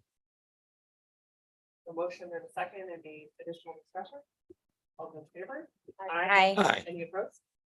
Hearing none, thank you very much. Appreciate your attention for both of them. Thank you. Thank you, board members.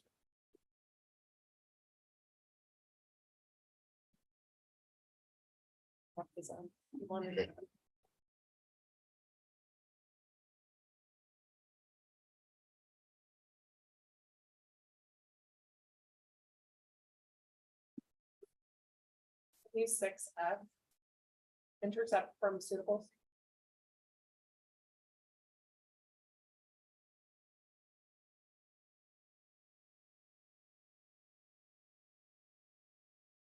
Mr. Rain. Hello, Mr. Rain. I see Mr. Castaneda approaching the table. If you could please both introduce yourself, and then I'll have Mr. Castaneda start with a brief summary, and then I'll turn it over to you. Thank you, Madam President, members of the board. Michael Rain with Boson and Snow on behalf of Intercept Pharmaceuticals. We do have representative from Intercept on the Zoom call. And Alona, if you are present, can announce your presence. Yes, please. Good afternoon, ladies and gentlemen of the board. My name is Ilona Rizzo, and I am currently working in the capacity of Senior Manager Supply Chain Planning at Intercept, and I am here to answer any questions you may have. Thank you, Alona. Okay. Morning, Ben Castaneda, Compliance Officer, Arizona State Board of Pharmacy. If you could go ahead and start with a brief summary of the complaint, and then we'll let Mr. Rain make a comment. Sure. So this complaint was opened by the board staff after the January 2023 meeting because Intercept had relocated from New York to New Jersey, and the complaint was opened to investigate possible shipping in Arizona without a valid permit. So on April 11th, 2022, Intercept moved its operations from the New York location, which had a open permit with us, to a New Jersey location. We received notice of the relocation on May 19th, 2022. And during the permit review, they were brought in front of the board. And after that meeting, the New Jersey permit was opened along with the complaint.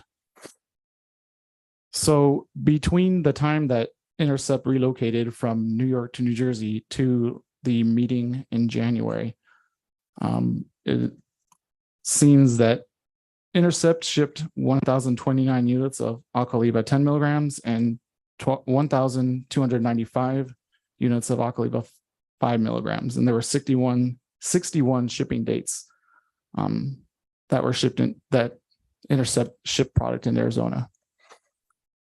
And in addition, we received notice from the board office from the state of Utah, stating that Utah had disciplined the New Jersey facility for failing to notify the board of the New York facility closure within 10 days. And the company was fined $1,250 for that. Thank you, Mr. Castaneda. Mr. Rain? Thank you, Madam President. Just for some housekeeping, Intercept had submitted a graphic. When we made a request for your records, we didn't see that in your materials. It's a timeline to show the status of their licenses. I did bring some additional copies, wondering if you had it, and if I could approach and hand these out. I'll double check the materials here, but go ahead, and if you could give it to staff.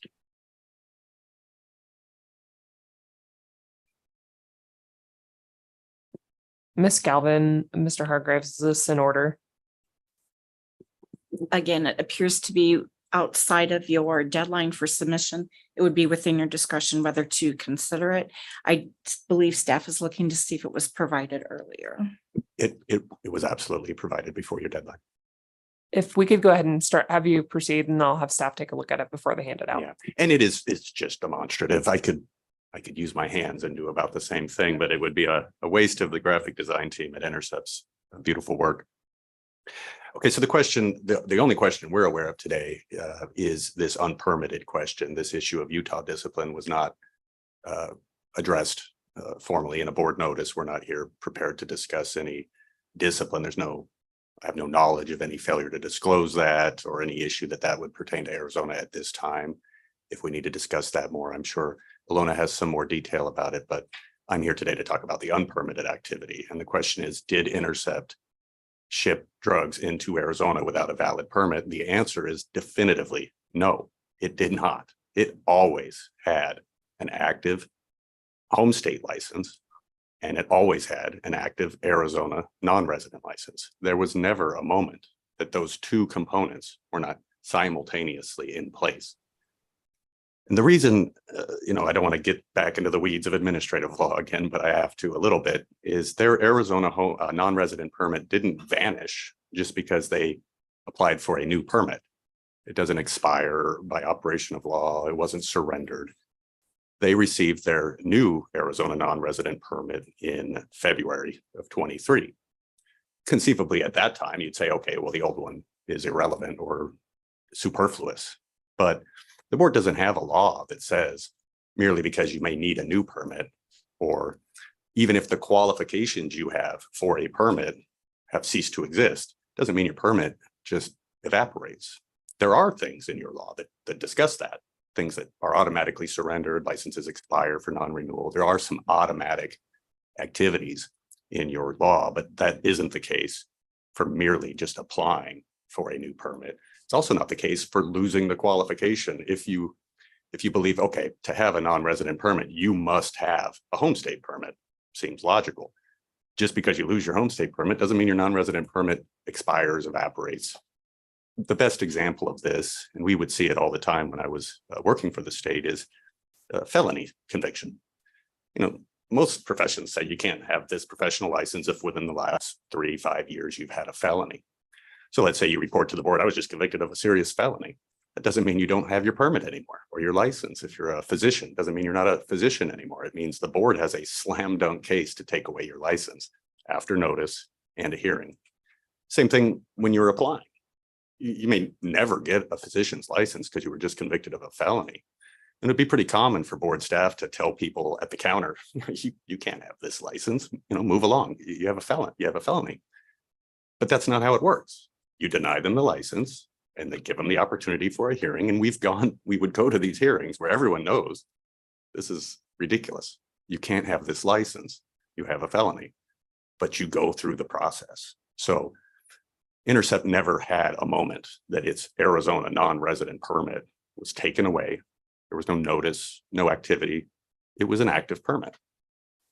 It's New York and New Jersey permits, and this is, in the graphic, this is, I did find it in the book as well. Okay, It's on great. page 4246 for board Correct. members. Is that correct? Yes. Do you have with what you find too? Yes. Thank you. Okay.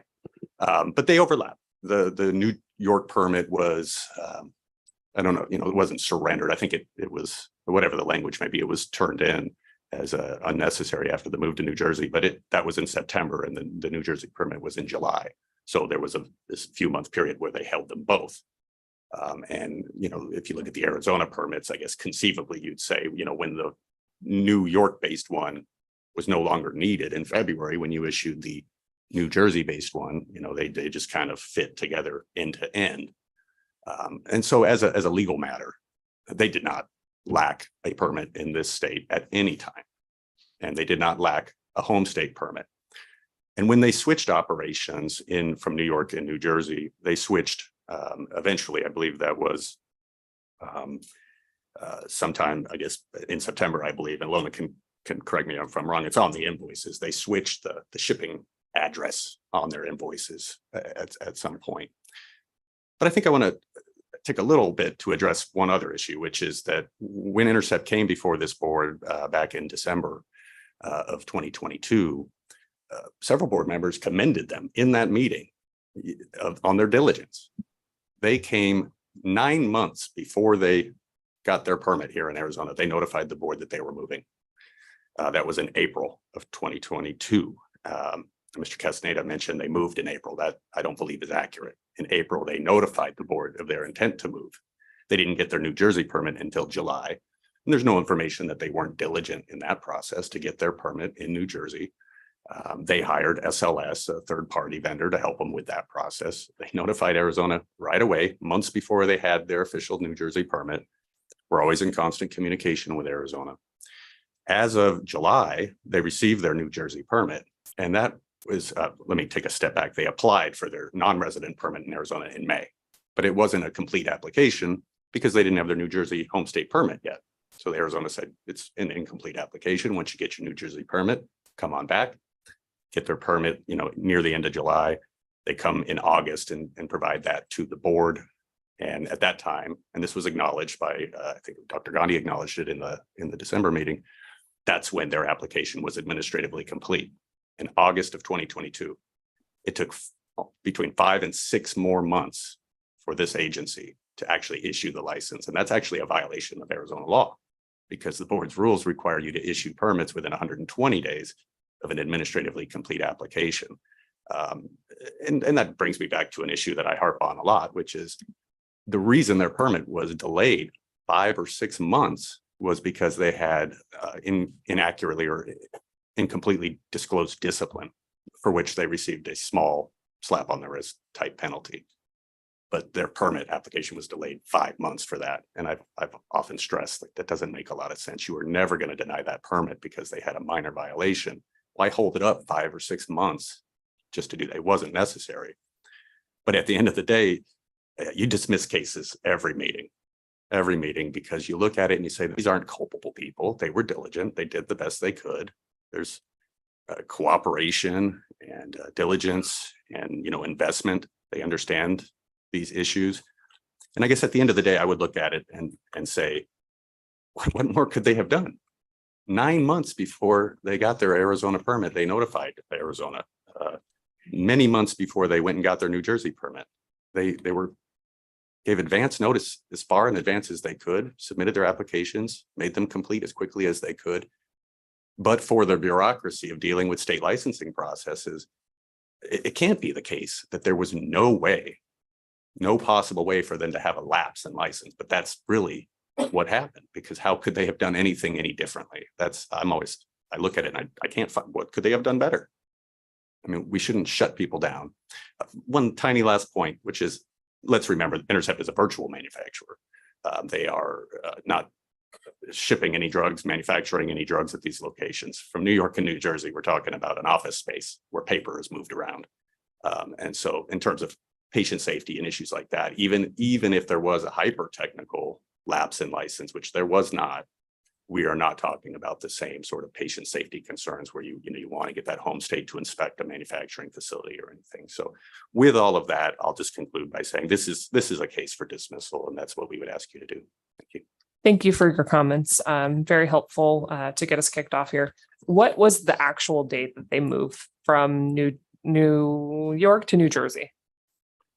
Ilona, can you provide that detail, please? Yes, that was in April of 2022. Board, if I may, on page 4212 is the notice of relocation that we received with the relocation data of 4/11/22.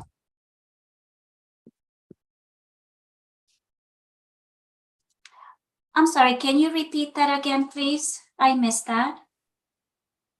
Page 4212 is a copy of the notice of relocation with the date of 4/11, as you just described. Yes, this April 2002, correct. And the New Jersey permit, home state permit, was issued in July of 2022? That is correct, ma'am. Yes, that is correct.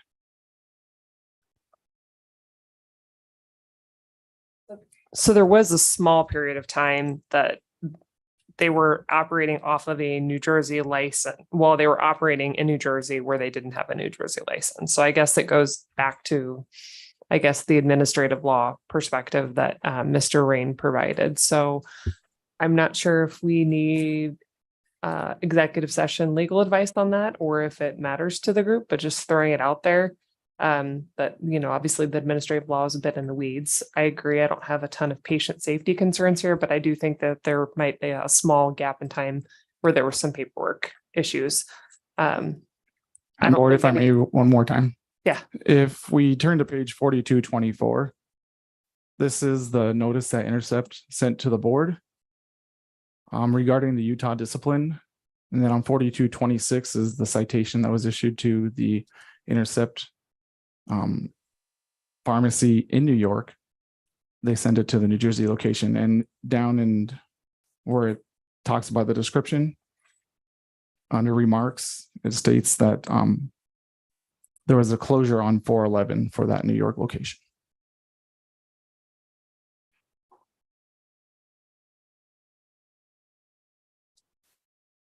And Madam Chair, if I may, I would, Ilona, I know, had some information about this Utah. I believe there was an update to the Utah discipline, and I just would like to offer her an opportunity to provide you any information about what happened in Utah that she may Yeah, have. that's fine. Go ahead.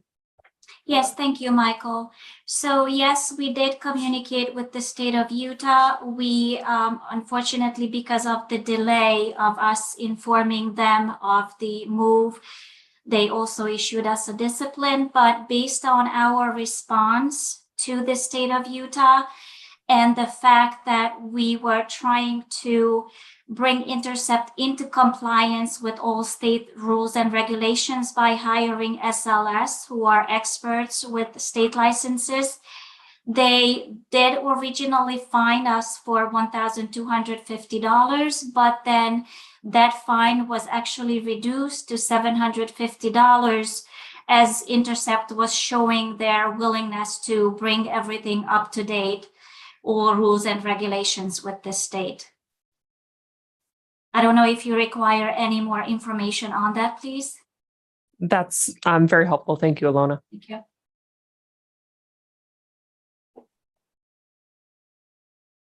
Board members, questions or thoughts, or do we care to get legal advice? There doesn't seem to be a failure to notify Arizona. Which would, True. like, if we were gonna issue some sort of $250 failure to notify civil penalty, it doesn't apply here.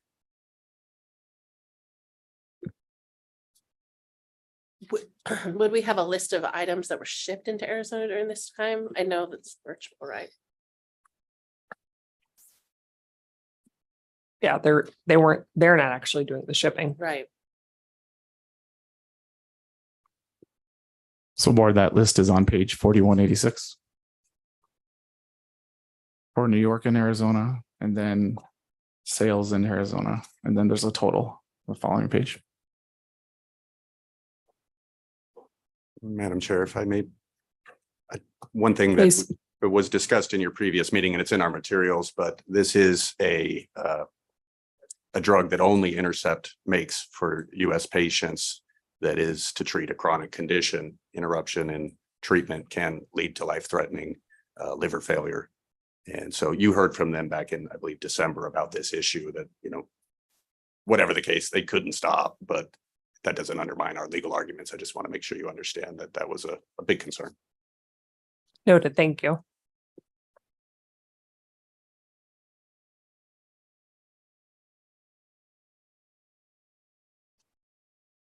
Go ahead, Ms. Land. Yes, I'll make a motion for executive session for legal advice. Have a motion and a second. All those in favor? Aye. We will be right back.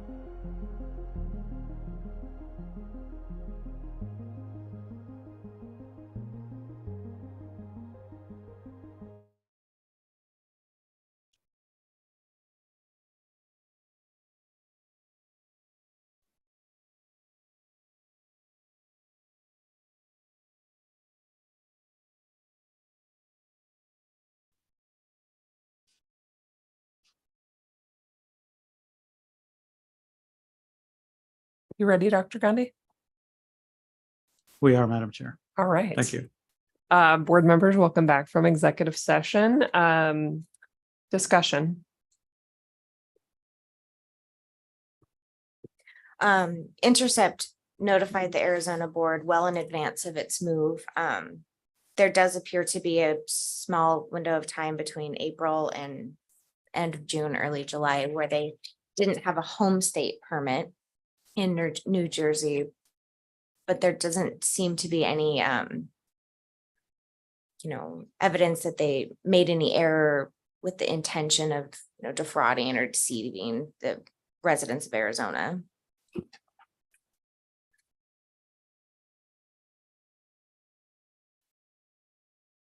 Taking into account how this case differs from many other cases. As you just stated, for those reasons, we don't agree with the position, at least I don't agree with the position that both the factors were needed, the home state and Arizona state permit. However, we do take into account the drug as well as the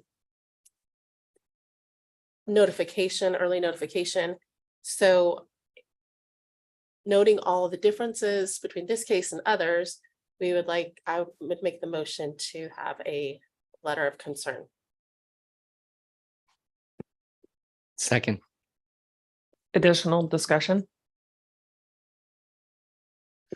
I think that we should probably just point out that 607A, the statute has two requirements for shipping in. The rule had two requirements for shipping into Arizona for non-resident wholesalers, one being an active Arizona non-resident wholesaler permit, and the other being an active permit in the state in which the business resides. And I'll clarify, the letter of concern is for that reason, as stated by Ms. Any additional discussion or questions? If not, I have a motion and a second. All right, hearing none. All those in favor? Aye. Aye. Any opposed? Thank you very much. Appreciate Thank your you for vote. your time. Kevin. You seconded. I did, yes. No. 26G, complaint 23-0038, Valerie Wright. Is Ms. Wright present? And I am recused from this due to employment. Thank you.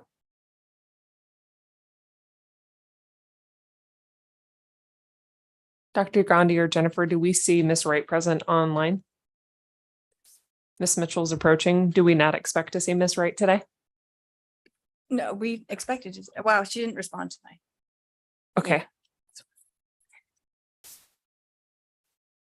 Board members.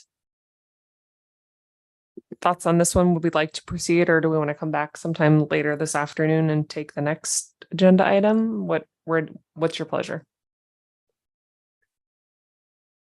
I'd like to Circle hear back. from Ms. Wright. Yeah. I would agree with that. Ms. Mitchell, can you or somebody else from staff reach out to her and see if we can get a hold of her in the meantime, and we'll move on to 26H. Certainly. Complaint number 23-0225, mailmyprescriptions.com, doing business as Genius RX. Do we have anyone present from Genius RX?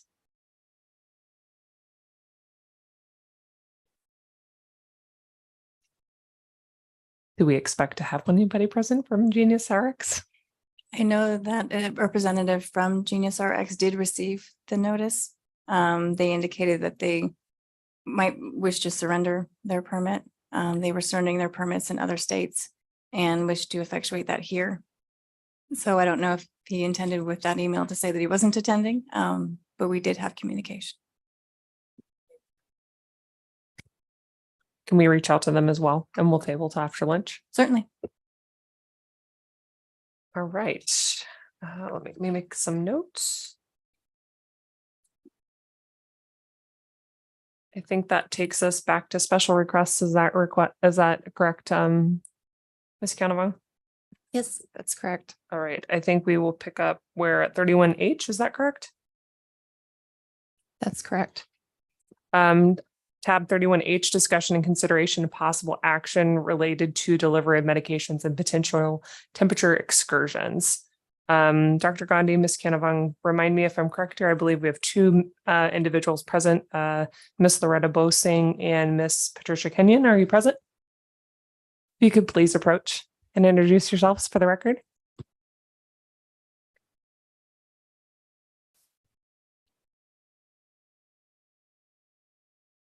If you could push the button on the microphone so we can hear you. Thank you. My name's Loretta Bosing. I do have a couple of things here to pass out if it's okay. If not, it's all right. Have they already been submitted to the board staff? They were, but not in time. So and they're also on my Twitter page, and I did email them, and you can look at them later if you decide to do anything. So. Okay, thank you. I guess let's go ahead and get started with just your guys' request. And if you could also introduce yourself, please. My name is Pat Kenyon. I am a citizen of Arizona. I live in Yuma. Welcome to you both. If you, I'm not sure which one of you wants to start, but if you'd like to tell us a little bit about your request today, appreciate it. Okay, my request is hopeful that the Board of Pharmacy will really look at the shipment of medications by mail and just start ensuring that medications are truly shipped within the safe temperature guidelines as required by FDA and also USP. So first, I just want to say thank you so much to the Board of Pharmacy for taking the time to discuss this critical issue, thus risking lives today. A 90-year-old veteran concerned about this issue of improper temperature storage of medications quoted Edmund Burke, and as he told me, he said, "The only thing necessary for the triumph of evil is for good men to do nothing." The veteran's story was one of many shared with NBC on this issue. In this investigative report, many patients shared their own life-threatening experiences. One of those was my son's story. My son's a liver transplant survivor. And for those who don't know my son's story, he received a gift of life from a 3-year-old little girl after he got the flu. It was a terrifying experience. There were many roller coaster moments where we thought we could lose my son.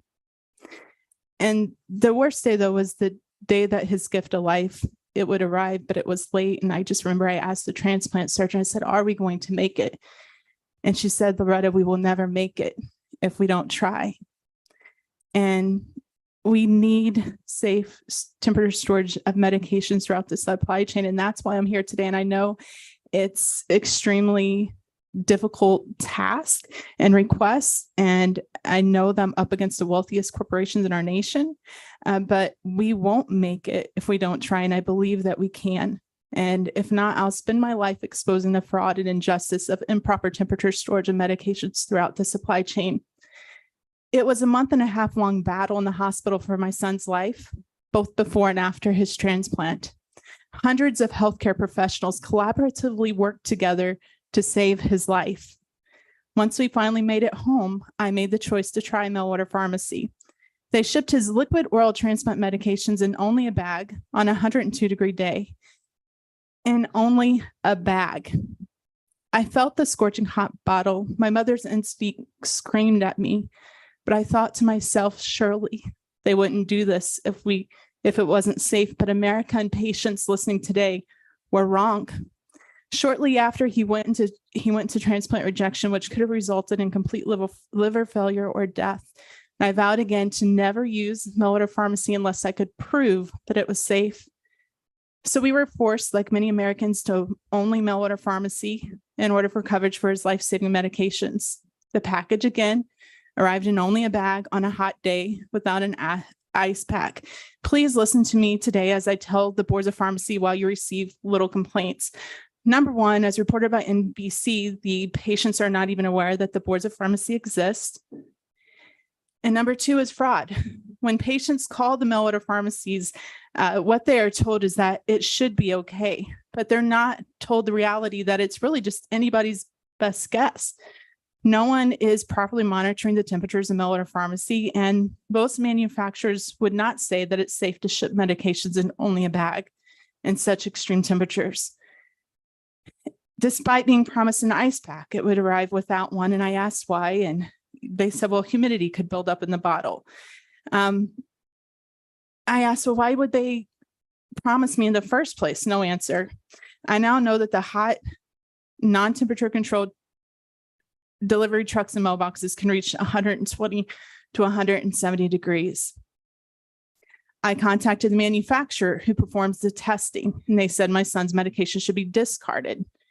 Even the mail order pharmacy would confess that they did check for additional stability studies, and this medication does not show that it is safe to ship the medications in those extreme temperatures. They did offer me to drive 270 miles one way and to keep my son's medications out of those temperature extremes, or that they could also use extra bubble wrap. Despite Board of Pharmacy and mail order pharmacy claims that there are medications that are room temperature can have additional stability studies, there aren't many that will show safe up to 170 degrees. I contacted the mail order pharmacy who refused to replace or take back the medication. Again, it should be okay. They tried to blame USP. I reached out to USP. USP does not suggest these medications being shipped beyond what's listed on the manufacturer's label, and that's in the document that I provided. I also, as reported by NBC, contacted the FDA. The FDA also said that they should be going by the excursions permitted of up to 86 degrees. Of course, they directed me to the state boards of pharmacy. Here in Arizona, I called the physician's office to try to get them to speak to NBC. It was a physician that left a complaint on or a comment on our petition. And he said he knows that this is an issue, as he's seen patients hospitalized here in Arizona. When given the same drug at the hospital, patients' conditions improve. I asked him, would you please share your story? He would have to get permission from the hospital, which he said was most likely not going to happen. And also, he's afraid of retaliation. And this is a reason why many mail order pharmacists who are on my side also fear retaliation. So I would ask the pharmacist about the hot trucks, and finally was told the truth. The mail order pharmacist stated they cannot control UPS, and that really they're just going by regulations and guidelines that aren't really set yet. They offered to ship to the local pharmacy. How will that be shipped? I asked. The same way. And as a mom, I can't do that. If they want to force this on our children, they're going to have to do better. And our boards of pharmacy will have to do better to ensure the safe temperature storage of medications. Mail pharmacies have proven they cannot be trusted and will not do it on their own. As reported by NPR, they ship most medications in only, that are room temperature in only bags. And most meds are not shipped overnight. They're shipped in 2.5 to 5 days and left in non-temperature controlled trucks and warehouses. To not ensure safe temperature storage is fraud, neglect, and in this case, it's child abuse. To remove the patient's and parents' right to protect our children's life-saving meds from extreme heat exposure as much as possible, it should be criminal. As at the last Board of Pharmacy meeting in Oklahoma, CVS lobbyists claimed that the temperature regulation should not go through because they're getting hot temperatures or hot medications, that have been exposed to extreme temperatures. That should be, further reason why we need to make sure that these medications by mail and transit are protected. They've already had excursions. Expiration dates may no longer be guaranteed when meds are shipped in these temperature extremes. They can break down in other ways and become harmful. Sadly, most board members, you all already know this, but as parents, we're not warned, as patients, we're not warned, because just like I did when I gave my son that medication from the hot bottle, I trusted that you all were doing your jobs and that it was properly regulated. I listened to an Arizona Board of Pharmacy meeting recently, and one of the board members stated that they received a complaint about meds shipped on a hot day. Nothing really happened. But how does the Board of Pharmacy know that what exact temperature that medication was exposed to? And is there anything showing that medication is safe up to 170 degrees, as we know the UPS trucks and mailboxes can get? If not, then you may have served this patient and the people of Arizona an injustice. The Board of Pharmacy members said that most mail order pharmacies protect meds, but that's just not true. They ship most medications, especially room temperature medications, in only bags. So dear Board of Pharmacy members today, patients like my son, patients like Pat, they need you. And today, doctors and patients, they don't know when conditions worsen, if it's from the storage of medications or if it's just their conditions worsening, and we shouldn't have to guess that. For patients like my son, lower potency may not impact him that day. It can be a slow decline. Again, most manufacturers are not going to say it's safe in 120 to 170 degrees. The 120 degrees that medications may be studied up to ensures the expiration date of that medication. It doesn't mean that medication should be exposed to that during shipping. That just ensures if the medication is stored at 86 degrees, that it will last throughout the life cycle of the drug. So what good is all the work that hundreds of healthcare professionals do to save a life if all the work, that the boards do, all the money that in America we put towards testing and treating patients, if all of it's lost in the last mile? I hope today, that we understand air conditioning, it isn't a new technology. Temperature sensors are not new. We have the technology. We just need the boards of pharmacy to ensure that it's being properly used. I'm still trying to hang on to hope that boards of pharmacy can handle this issue. With that, though, I still struggle, but I'm trying to have hope that there's a handful of good people still left that's willing to put patients like my son ahead of profits. Thank you. Thank you very much for your testimony and for sharing your very personal story. Ms. Kenyon, would you like to add anything? I would. Okay, thank you. Go ahead. And thank you for allowing me to petition you all. You may or may not remember, I spoke to you in June. And I have more information now. My personal research continues. And the first thing I started with this time is Loretta and I know each other, but we are not in the same handbag. We each are approaching this differently. I asked myself, is it reasonable that I would ask you as a Arizona Board of Pharmacy to consider my petition? And I took myself to your website and I looked at your mission, and I quote from that mission: "The Arizona State Board of Pharmacy protects the health, safety, and welfare of the citizens of Arizona by regulating the practice of pharmacy and the manufacturing, distribution, sale, and storage of prescription medications and devices and non-prescription medications," close quotes. I, like most of you, spent my career in a health profession. I believe we chose our careers out of a desire to benefit our fellow human beings. Now I am learning that some pharmacy technicians and pharmacy professionals are threatened with job loss and worse if they speak up and stand up for those values that brought them into the field. So patients and patient advocates are left learning to speak truth to power, something that we are not necessarily skilled at, but we have to do it because someone needs to bring these issues up. And I'm bringing this to you because I need your help. And it's not just me, but I'm talking about me as the example here. Last month in July, when I took the first capsule from a brand new bottle of the medication that I am on, I realized from its impact on me that this particular bottle had been adulterated in the supply chain. And I can answer your questions and tell you more how I figured that out.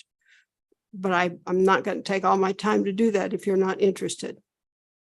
I discussed the effects with my pulmonologist. I did a couple more trials on myself. I compared the impact from the capsules in that bottle with the impact of the capsules in another bottle that I had gotten in a different shipment. And the change, the difference in effect was consistent. Patient of one, just trial of one, can't promise that it's defensible in terms of scientific approach.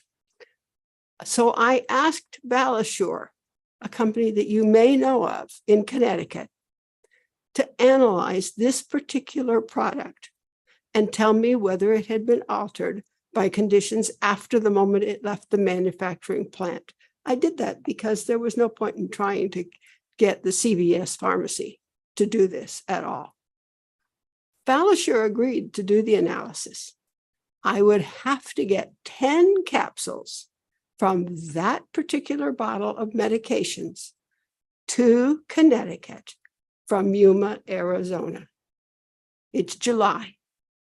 Okay. How would I do that?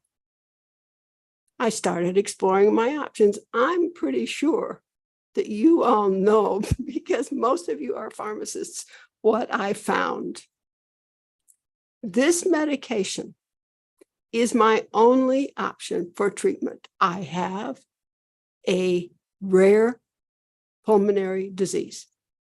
There is one drug approved by the FDA to treat this disease, at least to prevent its advance. It has the temperature restrictions of a room temperature drug, even allowing for excursions outside the regulation, and these are tested. It is to be maintained between 15 degrees Celsius and 30 degrees Celsius, which is 59 degrees Fahrenheit to 86 degrees Fahrenheit. Temperatures that you probably know we don't see in Arizona any month of the year. We go much colder than 59 degrees Fahrenheit, and we go much hotter than 86 degrees Fahrenheit. So I started exploring, okay, how do I ship 10 capsules, tiny, teensy little one, and keep them safe between Yuma and Connecticut? I learned that there really are effective and tested. I looked for that. I wondered, are these temperature extremes just something that someone pulled out of their head? Or have these been tested? They are tested regulations about the storage and the shipping of pharmaceuticals safely. These regulations include temperature, also movement and other factors. So that we have the regulations. Arizona has the regulations, the country has the regulations, the world has the regulations. Second, I learned that no discipline or entity has promulgated operational guidelines for casting a pharmaceutical product in this category, room temperature meds, onto what I call the conveyor belt of current drug supply. What I'm saying is we have the regulations, but we have no rules, no guidelines for how we meet those regulations. That means the regulations are meaningless. They're just words on a piece of paper. And third, and I brought with me today evidence from the last 2 shipments I received from the CVS specialty pharmacy. After I made enough noise, I reached a pharmacy tech who said, I will make sure they're shipped properly. And so in July, I got a shipment in a cooler, in a cool box, in the box, and I'm willing to get them open with some gel packs that are marked for room temperature medications. This month, I reordered the medication because I have to order it every month, and it's packed differently. Not a lot differently, but enough differently that I can say to myself, well, they're not following, even at CVS Specialty Pharmacy, a guideline that fits shipping from, I think it's Illinois, but God bless me, I may be wrong because it's very confusing. To Yuma, it goes to a CVS neighborhood pharmacy. I was smart enough last year when I started this drug to say, no, these drugs are not going to be put in my mailbox, which is a classic rural metal mailbox. The temperature on my back porch since early July this year has been 125 degrees. Goes down at night, goes down to 103, 102. Okay, but it's not within that frame of reference. And the reason I have those packages, I said to the pharmacist at the neighborhood pharmacy, I said the last 2 times, I'm getting smarter every month goes by on this. I said, can I have that packing material? He said, sure, we just throw it away. And I'm looking at it, and it doesn't need to be added to the waste stream, but that's a whole different issue. And that's why I have those packages.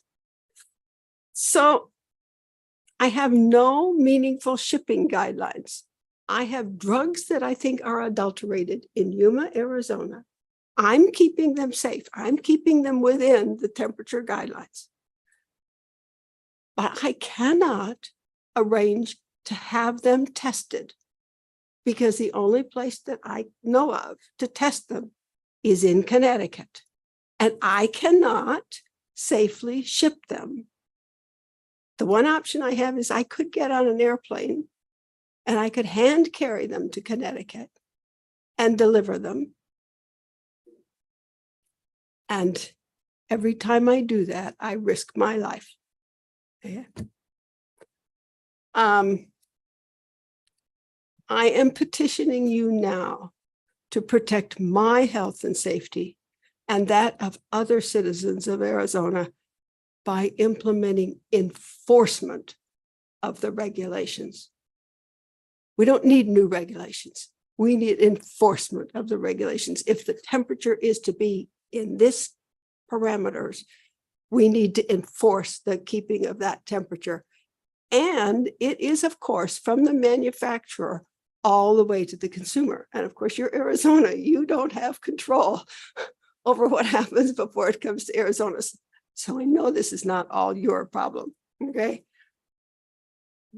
And for Arizona, we need a very quickly enacted short-term solution or solutions which deliver undamaged pharmaceuticals into the hands of Arizona citizens. And I think there are 1 or 2 that would do that actually could take effect very quickly and be part of enforcement. Okay. And my pharmacist who hands me the drug when I go to the neighborhood pharmacy could say, yes, it arrived in this parameter. This last time I took it, I took the package home. I took the temperature of the interior of the box, and it was within 2 degrees of being bottoming out on the lower end of what's permitted for this drug. So it had been open 2 hours before, and it was still cold, probably was way colder when it was packed. Then we need, and this is where I know you have to work with the national boards of pharmacy. We need thoughtfully prepared long-term solutions which can adapt to our changing realities in climate, transportation, and pharmaceuticals. All of those things are changing and are changing rapidly. And we need to be working on developing long-term solutions that last, but we need an immediate solution. I'm looking at the ambient temperatures in Yuma of 120, and I know what they're like in Phoenix. And I'm like, no, these drugs can't be wandering around in delivery trucks for us, I suspect they are driven from Phoenix to Yuma. And thank you for your attention. I appreciate you paying attention. I appreciate your nodding, and I'm willing to answer any questions you've got. Thank you, Ms. Kenyon. And again, thank you also for sharing your personal story. I also really appreciate you bringing up the mission of the board, because that's why we're all here, is for the health and welfare and safety of our citizens. That also means the people that are regulated in other jurisdictions that have pharmacies that ship from Arizona. So appreciate both of you bringing this forward and sharing your personal stories. I appreciate you bringing this to us as a member of the public too, because the public process and policy is so important. So thank you for that. I guess I'll kind of kick off the discussion. My head and thought process at this point is we are making pretty drastic modifications to our rules. And we've got a standing committee that is doing that to really modernize them. As you mentioned, pharmacy practice has changed a lot.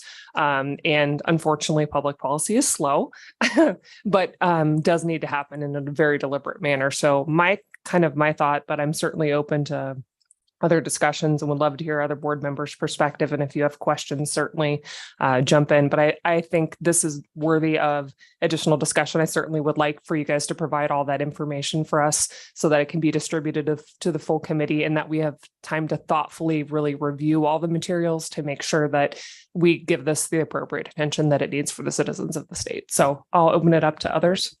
I have a question. For Ms. Bosing. So Ms. Bosing, have you tried to contact around Phoenix area to see if there's any other compounding pharmacy that could compound the product for your son? The problem with that, and first of all, I'm from Missouri, so I'm a patient advocate and I started a nonprofit for this. And I'm starting to actually meet with patients that are in the states that I'm trying to get these regulations and safe storage of medications requested in. So for me, I always use the hospital pharmacy. I always thought that was the safest for my son. My son's physicians are there. They always work really closely with them. But whenever the mail order pharmacy, mandatory mail order pharmacy request came through, or the response, when they tried to bill it, it was that the hospital pharmacy was an inappropriate place to fill my son's medication. I would argue that's the best place. But unfortunately, due to the monopolization of the industry, we weren't given another option of coverage. It was only after the media was involved that we would get special treatment. And I was able to use our local pharmacy again. I just want to say, I agree with Ms. Walmsley. This does require discussion that would take up more time than what we have here. So I think the rule writing committee would be the proper place to talk about it. Madam Chair, I also have a couple of comments. Yeah, please, Mr. Thorland. A few weeks ago, I had got a package, some medical device in the mail. Had two lovely big packages of ice packs in it. Both of them were so hot that I could hardly touch them. Now I called the manufacturer and they said shouldn't be a problem. But the point that I'm getting at is I see that regularly. My pet project on repurposed medication is mailing. It's not just this state. Certainly we have the hot temperatures, but if you happen to be in Alaska, you've got the cold temperatures. I've often wondered why there's not devices, and I hate using the analogy of a turkey, but you've seen the turkeys where it gets to the right temperature and the little red thing pops up and you know it's done. Well, they have those kinds of devices that you can put in packages. I don't know about cold, but if it's past the temperature that's usable, it indicates it. There should be special requirements that are very specific to extreme climates, but also any climate that it's shipped to.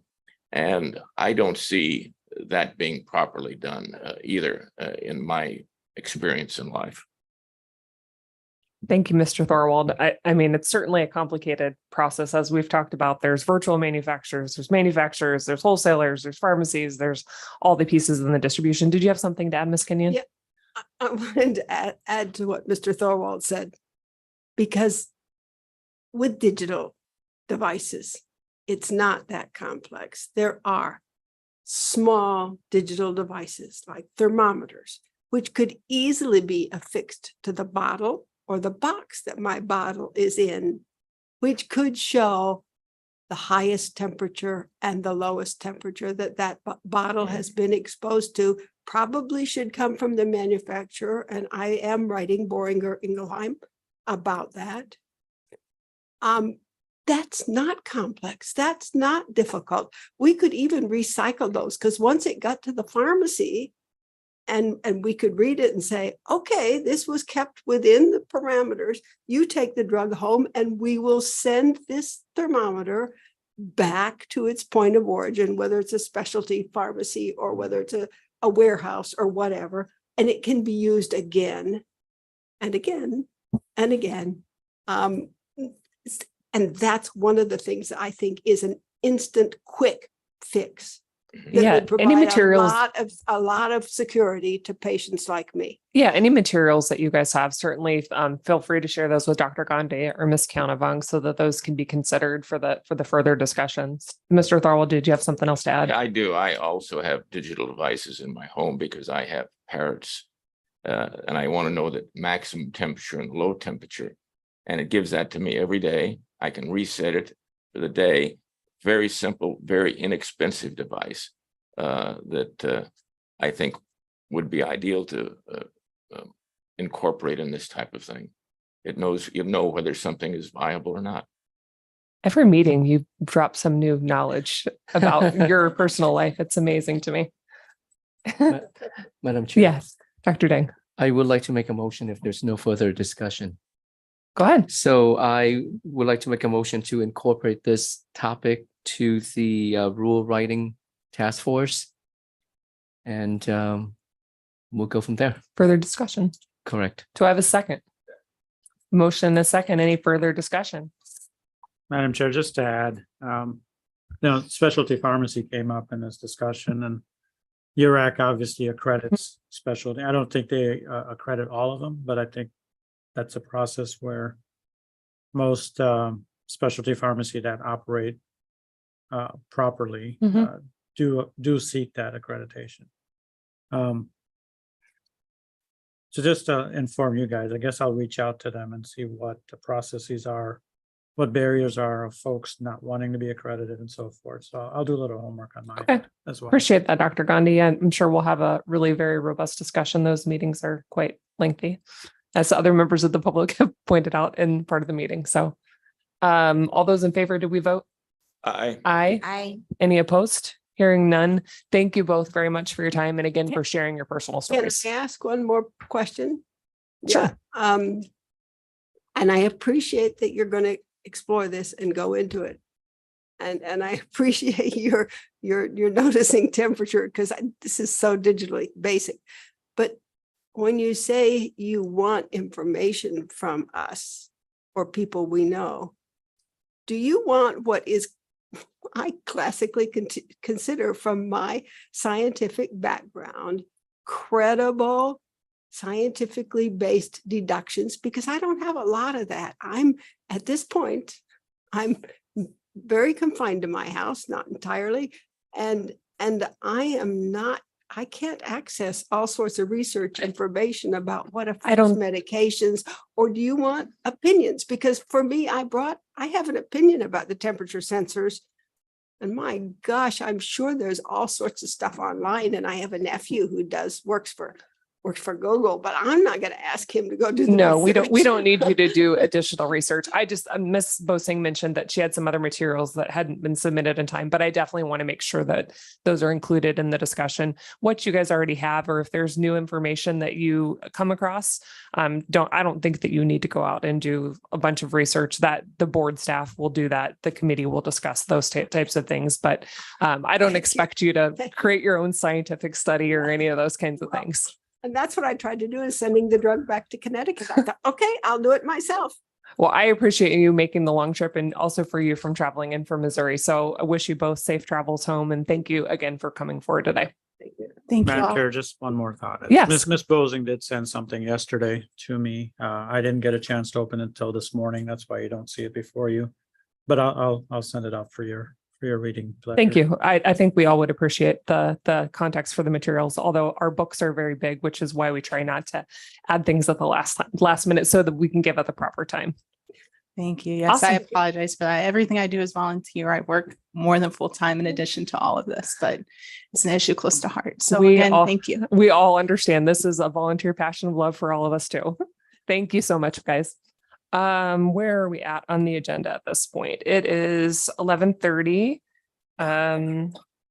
Were we able to reach any of the other people that were not available earlier this morning, Ms. Mitchell or Ms. Canavang? I believe Valerie Wright indicated, oh, wrong one. Here comes Jennifer, furiously running, getting in her steps.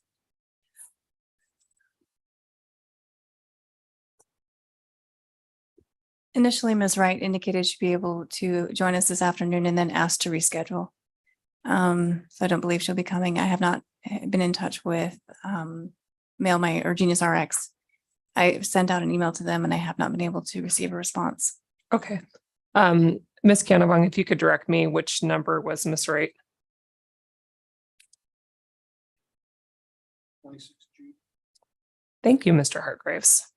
So 26G, any concern with postponing to the next meeting? Concerns from the group? Ms. Canavang? You look like you have an opinion. No, I was going to defer to Ms. Mitchell. Okay.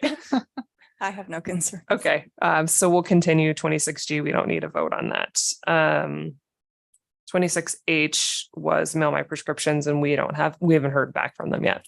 No, nothing yet. I'll call them at lunch and see if they're available. I Okay. did send it out an email and maybe see if he can come. Okay, we can come back to that one after lunch. I'll go back to 18A just for fun. Weeks and Leo. They are in the waiting or in the Zoom call. Awesome, terrific. Weeks and Leo, if you could please introduce yourself. And I see Mr. Castaneda moving quickly to the table. Hello. Please state your name and your position with the organization. Yeah, hi. My name is Sanjay Srivastava. I am the Chief Operating Officer. And who's with you, Mr. Srivastava? Lisa. Lisa is a regulatory manager. Lisa, what's your last name? Stevens. Stevens, okay. Mr. Castaneda, if you could please give us a review of your application review. Yes. This is a permit application review for a non-resident virtual manufacturer permit. So point of clarification from yesterday, Weeks and Leo had a wholesaler permit initially in Iowa. And based off of some discipline that was not disclosed initially, they had to surrender their home state license for the wholesaler license. In Iowa, it is not required to have a manufacturing license for OTC products.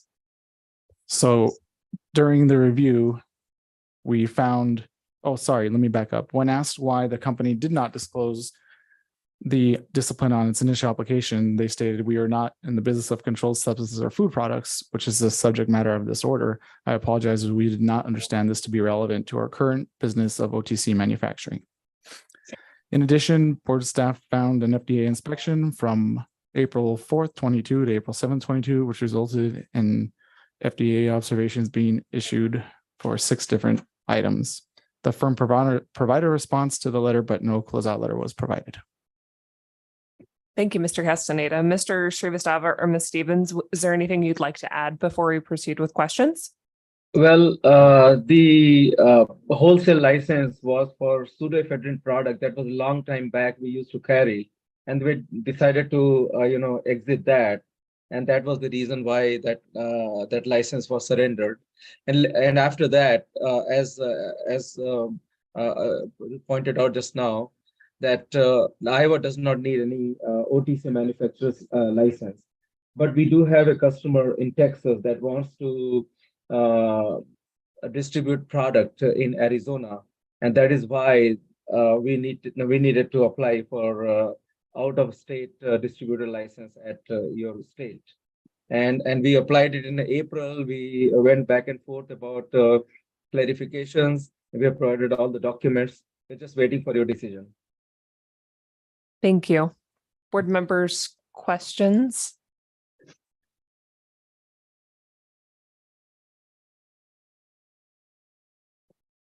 Madam Chair, I have a question. You guys are a virtual manufacturer of over-the-counter drug products only? Yes.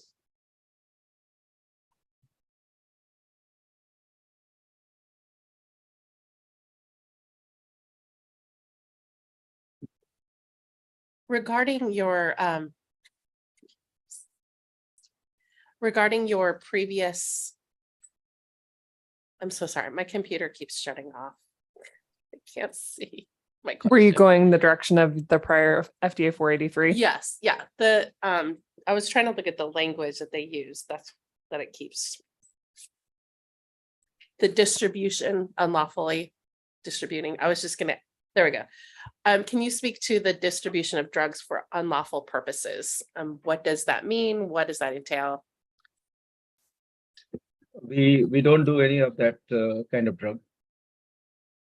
Right, I'm just trying to get a history on your previous practices. Well, see, as I said, we are not in anymore in distribution of pseudoephedrine, product, which was a controlled substance. Okay, so that was like 8 years back, and we are a pure over-the-counter drug manufacturer. That's what we do right now. Right, can you tell us what happened at that time, even if it's not what you do now? Well, I can't remember, but I think there was a dispute over the count of pseudoephedrine, tablets, and the count that we provided versus the count they did here were different, and that was the whole point that they were trying to make. And there was no theft, there was no misuse, none of that. It was just the accounting issue that over a period of time, I think the error got accumulated over a period of many years, and when the inspection happened, unfortunately we could not justify the difference in the quantities. Madam Chair, I have a question. You guys are applying for a virtual manufacturer permit. Who is the contract manufacturer that you're using to manufacture your over-the-counter product? So we do not have any contract manufacturer. We are the only company that manufactures, and our customer in Texas requested us to get an out-of-state license. That is what he said, that is Arizona requires out-of-state license. We distribute products to all over the country, but this was the first time somebody told us to reach out and apply for this license. So maybe you can guide us whether we do need license to distribute a product that is going to Texas, and from where the customer wants to distribute to Arizona. So you do not operate under two separate LLCs, one as a virtual manufacturer and one as a contract manufacturer. So I'm concerned that you might have applied for the wrong type of permit. That is what I'm thinking. So can you please guide us? What is it that we need to do?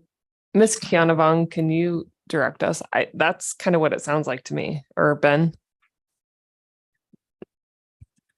Might be helpful if we can have a conversation following the meeting with the applicant to understand what they're trying to accomplish and see what permit would be most appropriate. Because if they don't have a contract manufacturer, then they're really not a virtual manufacturer. Right? If you look on page 3258, they list the contract manufacturer as themselves. Yeah. Doesn't make sense.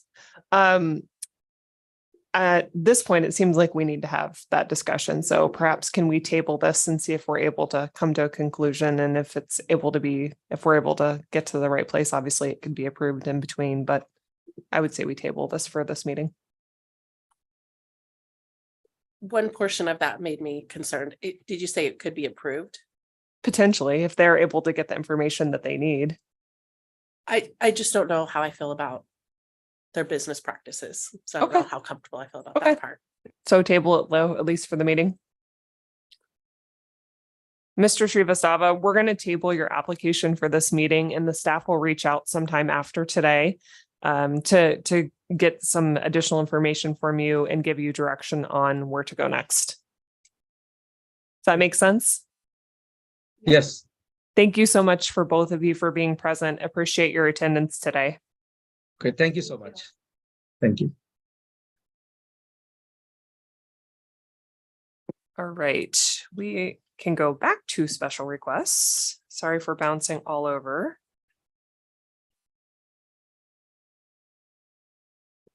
Yeah, Madam Chair, I believe Ms. Mitchell did hear back from 26H. Okay. It's up here at 1 o'clock. Okay, terrific. Next up is 31J, Patricia Ann Watchman. I'm sorry. I apologize for that. If you could please sit down and introduce yourself. Hi, good morning. My name is Patricia Ann Watchman. Hey, Ms. Watchman. Why are you here before us today? First off, good morning, and thank you for giving me the opportunity to come and speak to everyone here. And I'm here to speak on the reconsideration of my suspension of my certified technician license. What led to the suspension of your license? DUI. And why do you think your particular circumstances different and would warrant the reconsideration of this? First off, it's my only job that I have. I'm a single mom. I have 2 children that I need to provide for, and I come before you today to acknowledge my wrongdoings of and take full responsibility for what I have done. And I just wanted to see if the board can reconsider and put me on solely a 5-year probation. And I did do an evaluation with Dr. Freya, a psychologist, and she deemed me fit to continue practicing in pharmacy. And also I have been employed with Express Scripts, now Cigna, for the past 13 years. And they have been considerably helpful as well. In they are willing to keep me employed if my technician license is active. Thank you, Ms. Watchman. Board members, discussion, questions for her? What does your job entail at Express Scripts? I am a remote pharmacy technician, and also I can speak on the progression that I have gotten in fully complying with the requirements that the state board has given me. I've also have been in behavioral counseling for about 1.5 years now since the incident, and I just completed a 46-hour behavioral counseling just this past Tuesday. I've been also doing random urine analysis, which have been coming back negative.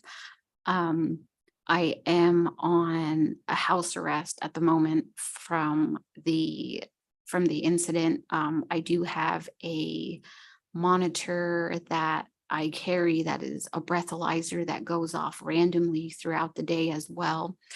And yeah, I've completed about 40 hours of community service and still continuing to do that as well. I've been active in my church group. I've been active in the AA meetings, and also I've read over the plea agreement that the state board has provided me with, and I am in 100% of all the requirements that were stated on there. And I just came to come before you to let you know that there is a progression, and I don't have any plans on backsliding. And also, I know my actions were not professional, and I've taken a lot of time of self-reflection in this process as well. And I know I know what I've done was not good. I've apologize to the public, and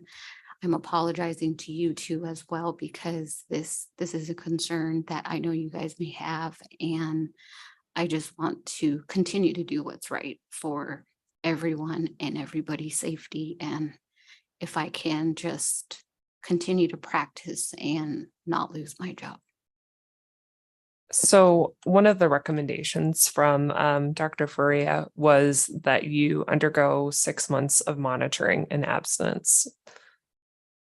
Where are you at in that journey? And I think that is the reason why that was included in the consent agreements, the 5-year probation and the 6-month suspension with the monitoring, to make sure that you're off on the right foot, because we want to make sure that you are successful. And that's always the goal of the monitoring. And what we try and do as a board is we want you to be successful. We want you to stay in the profession. So if you could talk to us a little bit about where you're at with that journey, I think that would be helpful to the discussion.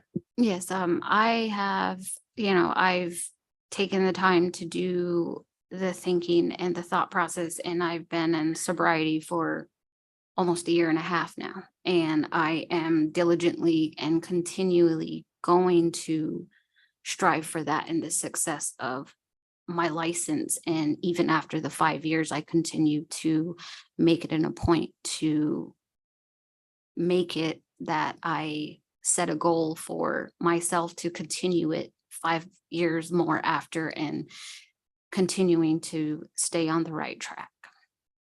Have you undergone any monitoring during that period of abstinence? Yes, I've been doing behavioral health counseling, and also I've been in my church group. I am undergoing it with a head minister, and he can attest to it. And he, unfortunately, he's been very busy at the moment, and he was on the verge of writing a character letter and explaining the progression and things that we have talked about. And I'm hoping that is going to be suffice to continue and to have it reconsidered. And Dr. Freya did deem me fit as well, as I mentioned. I think Ms. Walmsley was indicating like random urine drug screens, breathalyzer results, like all of the physical monitoring of your sobriety for 6 months. You've been undergoing random urine screens For the past 6 months or so. It may have been longer than that as well. But I do have certifications. I do have the monitoring, and if you would like that, I can certainly get that to you. And also I've been working closely with Ms. Kelly Fine, and I've gave her a verbal on the monitoring as well, and I attest to all of it, and I'm at that point.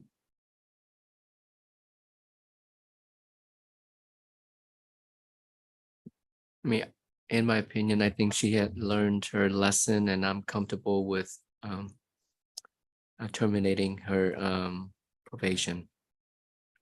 I don't think that's the request. I think the request, and correct me if I'm wrong, is to reconsider the consent agreement without the 6-month suspension. That's correct. So it would still contain a period of a 5-year probation and 5 years of monitoring, correct, Dr. Canavan? Repeat that one more time, please. It would be a 5-year probationary period with 5 years of monitoring, is what the proposal would be without the suspension. Without suspension. Without the suspension is what she's asking for. That's what I understand. Perhaps correct? Ms. Watchman can. Yes, yeah, if you, that would be my proposal. And So 5 years of probation with monitoring with no suspension is what you're asking for. would it be in any favor to see what the state board would deem fit, from 5 years being the maximum? And would there be a consideration of a minimal or 2.5 years? Would that be any type of consideration? And I am moving forward in a manner. from my perspective, I don't think I could support less than what is in the evaluators. Yeah. Recommendations. I agree. So if there's no further discussion, I would make Mr. Dang, if I may, before you make a Yes. motion. We do have obviously Dr. Faria's recommendation in the book for your review. I don't think we've gotten anything additional outside of that review. Jennifer, am I correct? Correct. So if we do accept this request, you're going against Dr. Faria's original recommendation. What I'm leaning towards is terminating the suspension, but retaining the 5 years probation. And that's the recommendation part I'm pointing out to, Mhm. which is number 2, which is basically a timeout period for a certain time to get on track. And did you say that you do have the monitoring records from this 6 months that you say that you have had the Yeah. analysis and whatnot, that maybe that you could submit? Yes, ma'am, I have that. I have certifications of the behavioral classes, the random urine analysis, and I do have a record of the breathalyzer that the breathalyzer it's been about 2 months, and I can provide all of the negatives and the randoms that I had, and yeah, I can support that. I've been doing that and on a path of straightaway on this. And like I said, I don't have any, I'm not going to backslide. And I just hope that I could continue to stay employed. And Yeah, there's a very important reason why that 6 months is there, of course, to make sure that you are taking care of yourself well. And I think that we would feel a lot more comfortable if we felt that you've already gone through that, at least with some validation of that before taking away that suspension time. So I don't know if you can supply them. That would be important to me. Yeah, and the way that I read this, and I don't want to violate any HIPAA information, but I don't think there's any private information here. Safe to practice contingent upon enrollment and monitoring and her compliance with the monitoring recommendations, and her results show abstinence for a period of at least 6 months. So I think what I'm hearing is if you can prove that that's the case for 6 months, it's something that we would be willing to entertain. Is that correct? To make sure that we're meeting the evaluator's intent? Correct, prior to being deemed safe to practice. Yes. So if you can provide us that proof that you have that 6 months of time frame, that is something that is that something that staff could approve so that she doesn't have to appear back before us again? Or does she need to appear before us again in October, if that's the case? You may delegate that review to staff to look at the data, determine that everything is negative. If there are any positives, then it would come back before you. Is that something that you can provide to us? yes, I can provide all of that. And with my past of, because I've been undergoing the certifications of classes, alcohol classes, and Mothers Against Drug Driving classes and certifications, would that be suffice to show the board as well? I think we would need to see drug tests, etc., Mhm. and your analysis, proof of negative results for that period of time. Okay, and would the past 2 months be suffice to? To meet the evaluator's recommendation, I think we're saying we would need 6 months. 6 months. Okay. What I think I heard her say is that she probably has 6 months of UDSs. Okay. And 2 months on the breathalyzer. Is that correct? That is correct. And you could provide that, both of those. Yes, I can provide Okay. both of those. So I think we're getting close to a motion. I would like to make a motion to consider lifting the suspension portion of the consent agreement, providing that you will turn in 6 months of the UDSs and of your breathalyzer test, and they do meet the requirements as set forth in the evaluator's recommendations, and delegate that to board staff. And if there's any additional issues that we need to be concerned about, to bring it back to us again. And that would still include a 5 years of probation Probation. and monitoring. Yes, it would keep the rest of the consent agreement as written. A second then. What happens if she doesn't sign the updated consent or provide the information? I think that's probably going to be legal counsel's next question. Typically, then your option would be to refer it to formal hearing. Okay. Okay, and I would like to add that to refer to formal hearing. Second, modify the second. A motion and the second. Any further discussion? Do we need roll call on this since it's reconsideration of a consent? Yes, because it is a new consent. Possible. Dr. Gandhi. I have one more thing to add. So from what I'm hearing, it's 6 months, but I only have 2 months of proof. Is that still gonna be suffice? We'll need 6 months of proof. Okay, I don't have the 6 months proof. I can have the documents of 2 months. And How many months of UDS tests do you have? I have about maybe 16 or more. I'm not quite sure how many of them I have offhand, but it's been since February, March of this year. So I think the motion is the same. If she can produce approximately 6 months of negative UDSs, the board understands the breathalyzer has only been in place for about 2 months. May I ask why the breathalyzer has only been instituted for 2 months? Well, I did my part of being incarcerated for my DUI, and I am on house arrest. So that's when they put the monitoring to do the house arrest and the monitoring of a breathalyzer. Are you still doing UDSs? That has stopped as of Tuesday when I finished my classes. I just wrapped up about 46 hours of classes 2 days ago.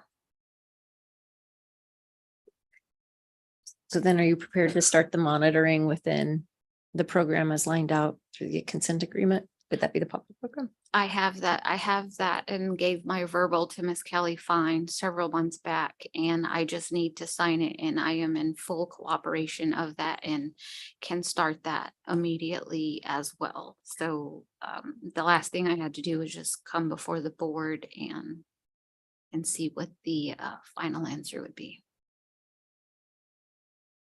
So we shouldn't run into a lapse for that, it sounds like. Perhaps. Is that fine?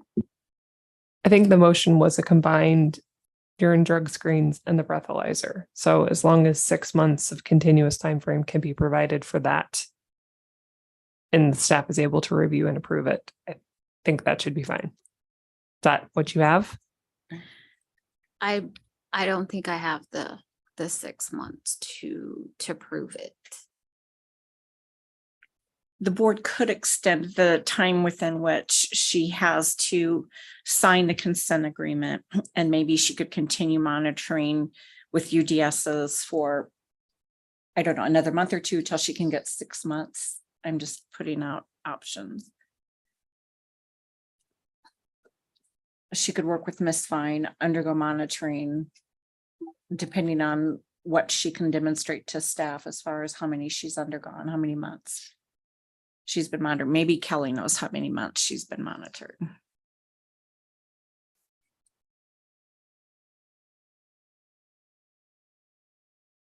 Madam Chair, I would certainly want to see 6 months.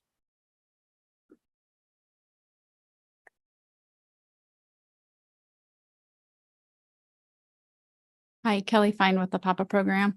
I have been working with Patricia since the start of this.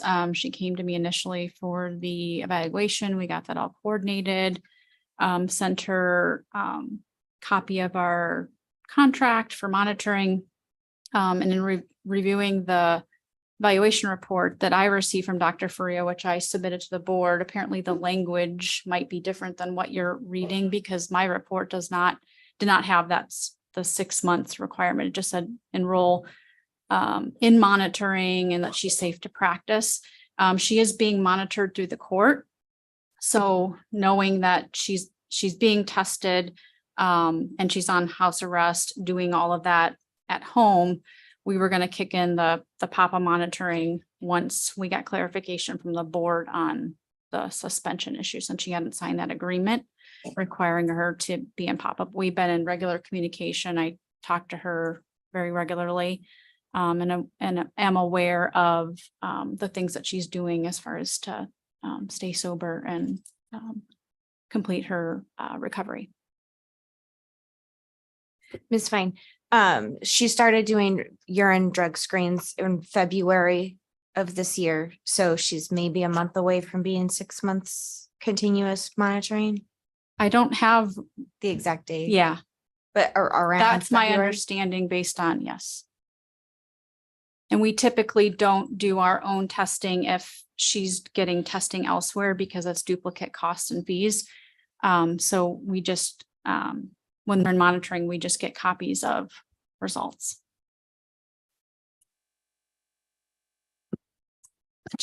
Just a comment. So I do have a copy of the report, Kelly, that you provided. Dr. Faria did provide an update to clarify the 6 months. Yes. Was that was based on communication, I guess, that you guys sent to her, or? 'Cause I Correct. wasn't okay, I didn't receive a copy of that. I think we're willing to work with her and not having to do a full 6 month suspension is where I think we are. I don't know how we formulate this into a motion. It seems like she might be a little bit short. Can we work with staff as an alternative motion? Can we work with staff to determine what we have and maybe impose a shorter suspension if we need it to ensure that she's been able to meet the 6 months and then get her enrolled in the 5 months, the 5 years of probation? I don't know. Is that an alternative? Or do we need to bring this back? I don't know. I think, Madam Chair, if you allow staff to review what's there and then circle back with either chair or vice chair to sign off on our assessment would probably be more appropriate. Can I update my original motion to reflect that?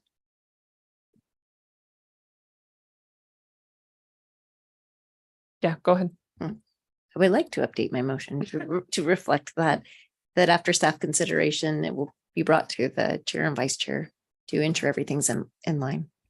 Chair or vice chair. I don't know if we need both. Okay. But, In case you can't get a hold of one of us. yeah.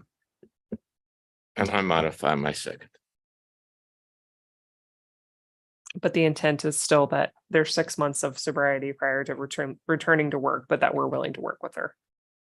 Okay, so we have a new amended motion and second. Jean, Seth, do you get what you need? Direction for the staff, you clear? All right, go ahead and do a roll call. Mr. Thorwald. Aye. Ms. Snare is out, recused. Ms. Davis, Aye. Ms. Walmsley, Aye. Ms. Lehan, Aye. Mr. Dang. Aye. Ayes have it, one recusal, Madam Chair. Thank you very much. Appreciate your time and thank you for being here. Wish you the best in your continued sobriety. Appreciate you all too. Thank you. The time is exactly noon. I don't know how we accomplished that. Must be fate. We will adjourn. We will recess until 1 o'clock for lunch.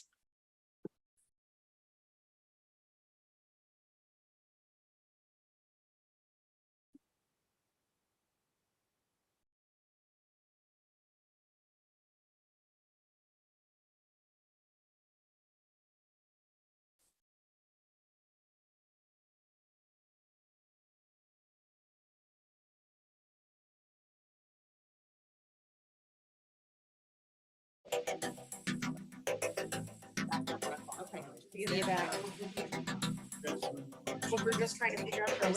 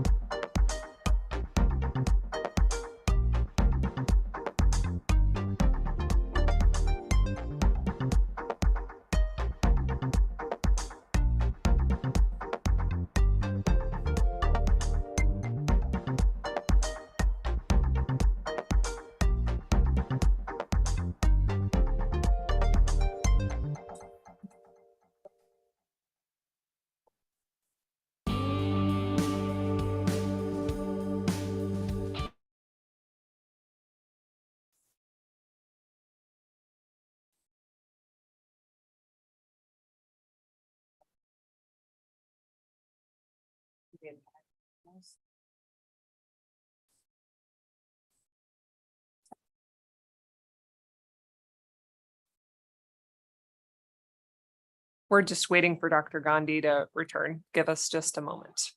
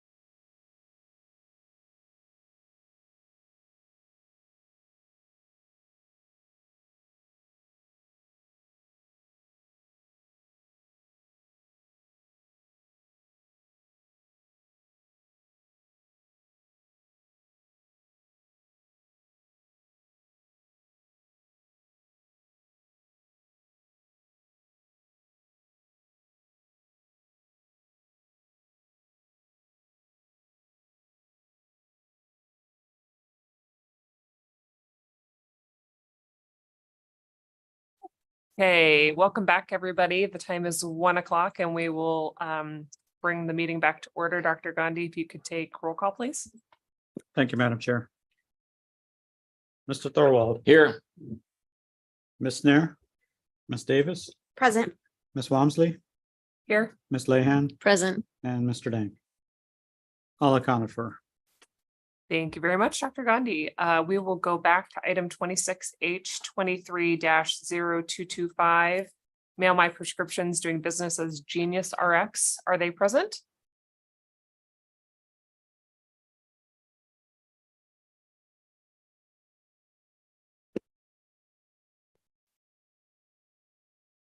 It appears they are.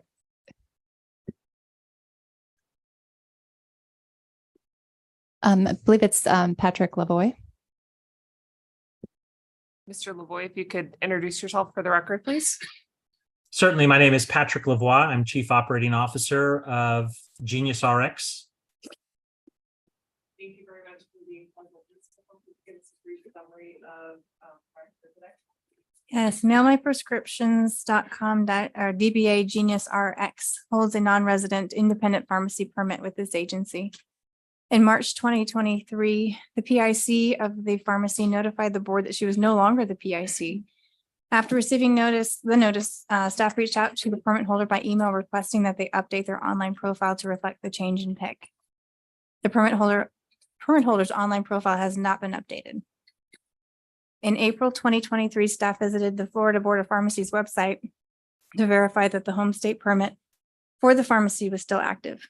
Staff discovered that the permit was active, but the address shown on the verification page did not match the address of record for the pharmacy. With this information, staff opened a complaint against the pharmacy for failing to notify the board of a change of address and a change of PIC. In April 2023, staff sent notification of the complaint to the address of record and the address provided by the Florida Board of Pharmacy for the permit. Staff did not receive a response to the complaint. On July 28th, 2023, while drafting the conference notice for this meeting, staff noticed that the CSPMP had opened open and closed an investigation into the pharmacy. In their response to that investigation, a representative for the permit holder stated that Genius RX outsourced 100% of the pharmacy operations to Health Warehouse back in July of 2022. We are no longer performing any pharmacy activity and are not dispensing or fulfilling any scripts of any kind. Staff sent the conference notice for this meeting to the email address used in the CSPMP's investigation. The individual who received the notice responded by emailing a similar response saying that Genius RX had outsourced 100% of the pharmacy operations to Health Warehouse and that they were in the process of canceling their pharmacy licenses in all states except for Florida, where they were remaining active.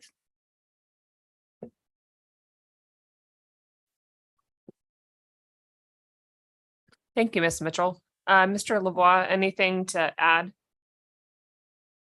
No, that certainly summarizes the position. Can you just add a little bit of perspective from your side of things? What do you think happened here? We had a PIC resign on us unexpectedly. She decided that she just wanted to retire, left us in a situation where compliance-wise, she was maintaining all of that. We did outsource all of our operations just from an efficiency perspective to Health Warehouse in July of 2022. And all we were doing is maintaining licenses in hopes that the direct-to-consumer space would pick up, which it never has. So as we outsourced, we literally are only maintaining our Florida license, which is still active. We have identified a PIC specific to Florida.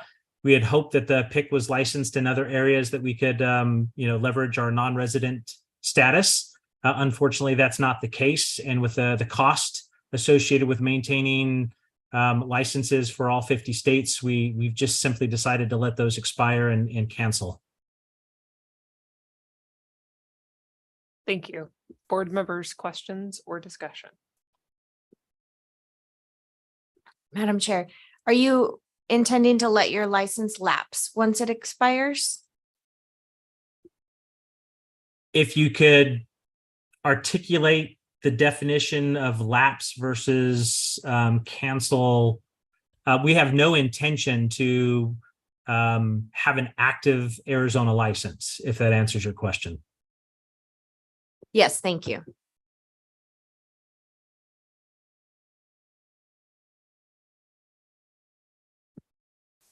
Board members, anything additional? May I add one thing? When does your license expire? I believe September,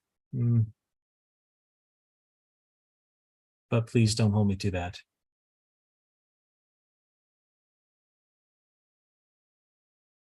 Yeah, September as in 1 month from today. October. October, thank you. So it's in 2 months. Correct.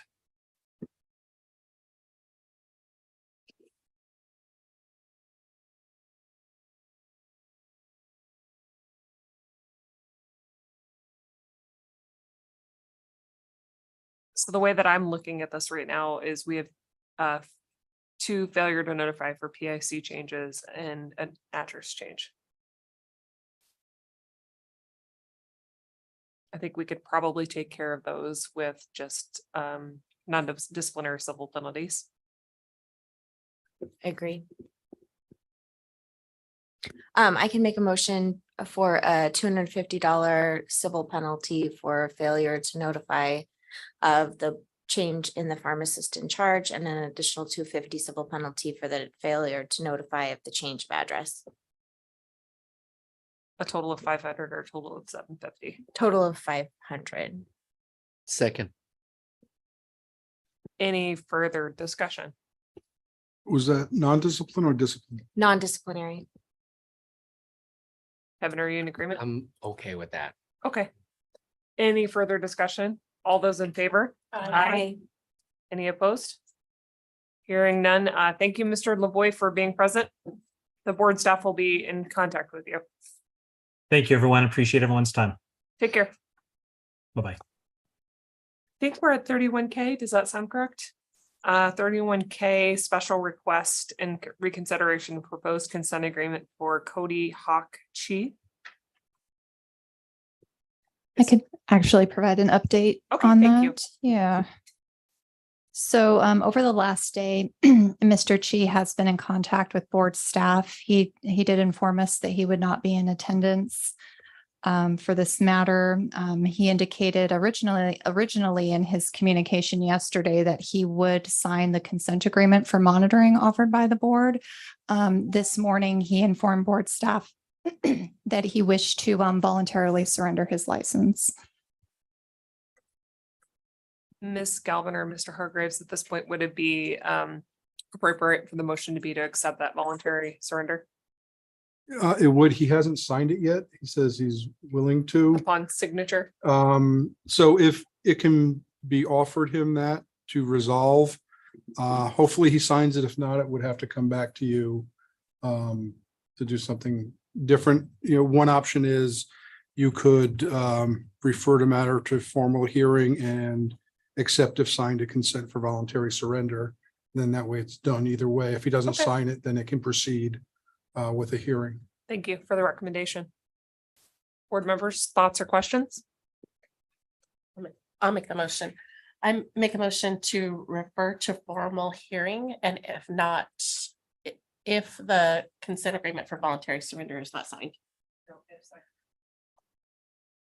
If it's not signed, then we'll go to a hearing. Well, refer to hearing and accept if signed a consent for voluntary surrender in lieu of hearing. Thank you. Exactly. All right, we have a motion and a second. Any further discussion? Dr. Gandhi, Certainly, Madam Chair. Mr. Thorwald, Aye. Ms. Snare, Aye. Ms. Davis, Aye. Ms. Walmsley, aye. Ms. Lehan, Aye. Mr. Dang. Aye. Ayes have it, Madam Chair. Thank you, Dr. Gandhi. Item 31L, request to retake the MPJE exam by Brianna Baca. Is Ms. Baca present? Yes, I'm here. Hi, if you could please introduce yourself for the record. Hi, my name is Brianna Baca. And you are a graduate intern? So far, I am a technician right now. My intern license was expiring next month, so I just took the initiative to get my technician license so I can stay working in the pharmacy. Okay. And so you've taken the MPJ exam 4 times now, and you're requesting to retake it for the 5th time, correct? That's correct. What are you doing to prepare and get ready for your last and final time if we approve this? I've tried a couple of resources in the past. I've tried the RX prep, the law, and with the NAFLEX. I've tried the pharmacyexams.com as additional resource to practice exams. I've done study guides from Midwestern and of U of A to see if that can provide additional information. I've also recently been studying with my former classmate to see if maybe an additional person will definitely help me see what I have not seen. And going in the future, I do plan on purchasing like a varsity tutors where a pharmacist who's already licensed and they've taken the MPJE. I can talk to them on like a 2 to 3 days a week, and we can talk about what I've been doing, what I've not been doing, and then going from there to see what can help for me, and going over both state and federal laws to see where I'm struggling with, so I can get improved for the passing the MPJE. Thank you for that. Board members, additional questions? I'll make a motion to approve the request. Second. All those in favor? Aye. Any opposed? Hearing none, motion carries. We wish you the best of luck, Ms. Baca, and just to reiterate that this is the last chance that we're able to give you for an approval. So wish you the best of luck. Please make sure that you do what you need to prepare for the exam so you can be successful. Great, thank you so much. Take care. Have a good one. Bye-bye. 31M, Gary Holland, request to retake the MPJE exam. Good afternoon. If you could please have a seat and tell us your name and why you're here today. Hi there, my name is Gary Holland. I'm a pharmacy intern and I'm a recent graduate from Midwestern University for the class of 2021. I have a similar situation to our previous client here. I have also been working through the RX Prep course. I've been taking on exams on rxexam.com. Currently, I'm working on Pronto Pass right now, which is also another program designed to help you go through the pharmacy law exam for the MPJE.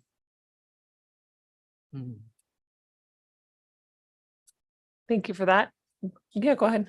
Are you currently working? I am currently employed with CVS Pharmacy, store 3745 on the corner of 107th and Olive. I am currently only working there Sundays at the moment. If I do get approval, I will be seeking to administer a full-time effort towards the MPJE. So I'm going to have my hours further reduced. Just curious, are you a tech or an intern? I'm working as a intern right now. Due to CVS's corporate policy, I'm not eligible to be a graduate intern because I'm not a certified immunizer, and that's something that CVS requires. So I am working as a front store employee.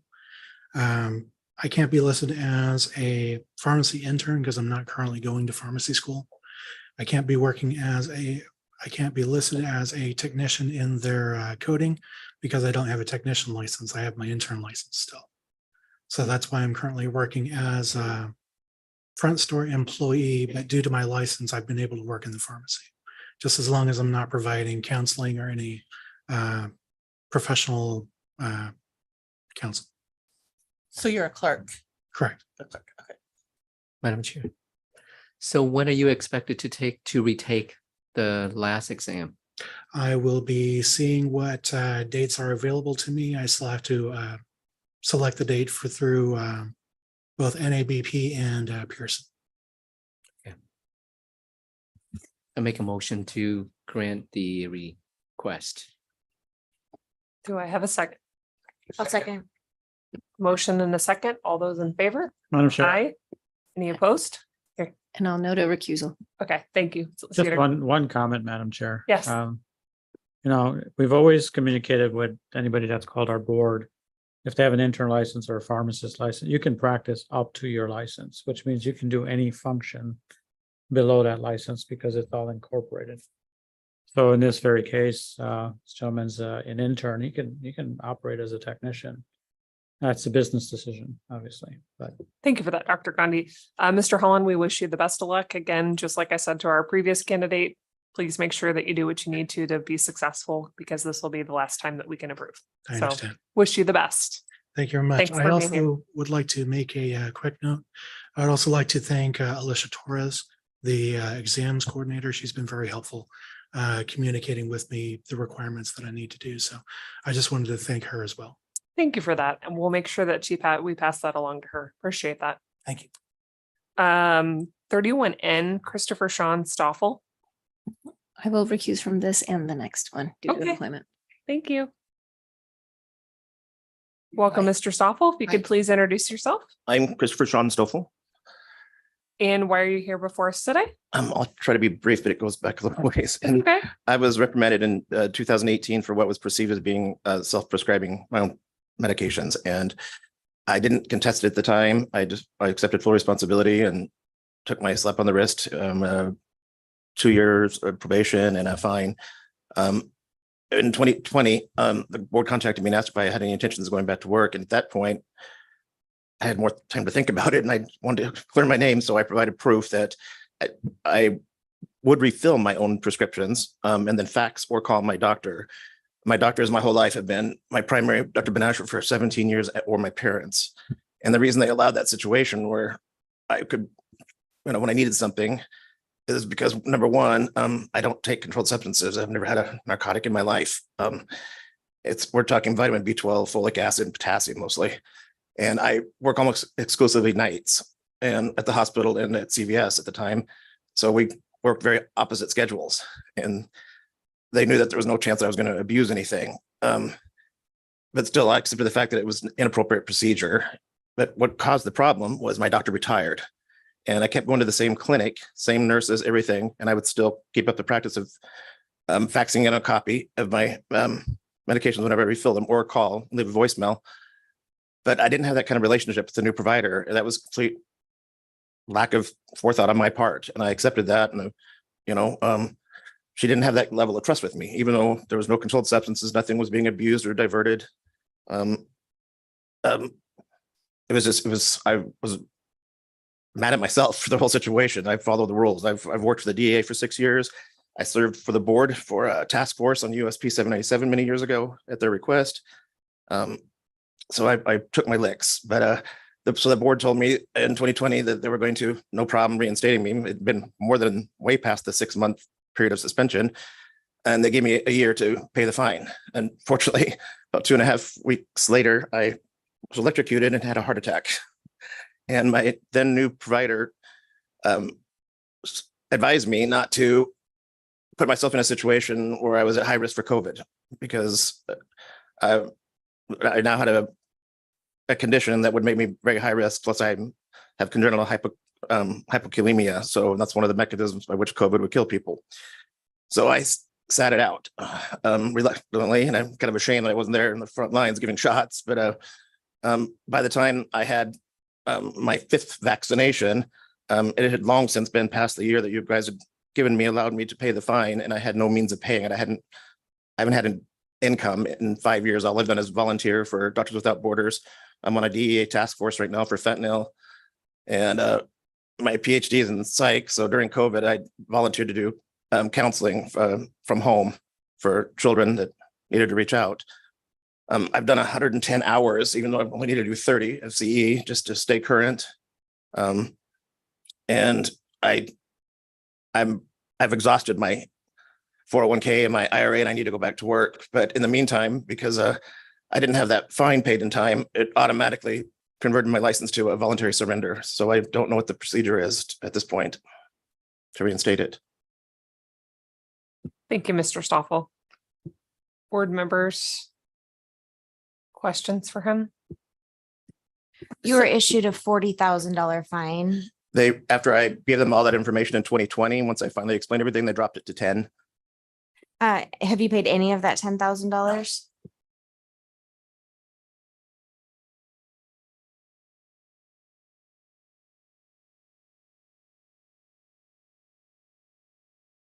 That occurrence when you came to the board and that the action was taken was in 2018, is that correct? Or I was 2019? recommended in 2018, and then you folks contacted me in 2020 and asked what my intentions were. And that's when I provided all that information and said I do want to go back to work. I planned on it. I was actively pursuing a job at the time until I had that cardiac event. It's my father, the doctor, died about 6 weeks after that. My aunt died right after that, and my ex-wife died of COVID, and I was scared to death, to be honest. You know, they all seemed perfectly healthy.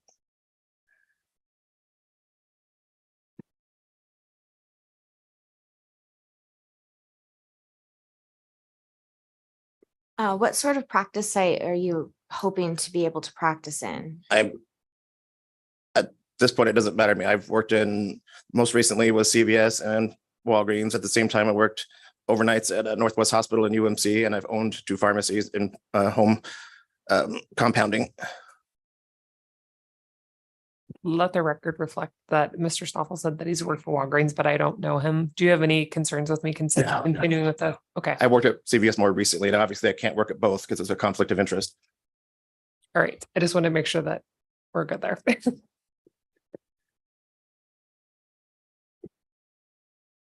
Board members' thoughts here? I don't know what options we really have. He hasn't complied with the order. I was thinking legal advice possibly. I have some Okay. questions. I'll make a motion for executive session for legal advice.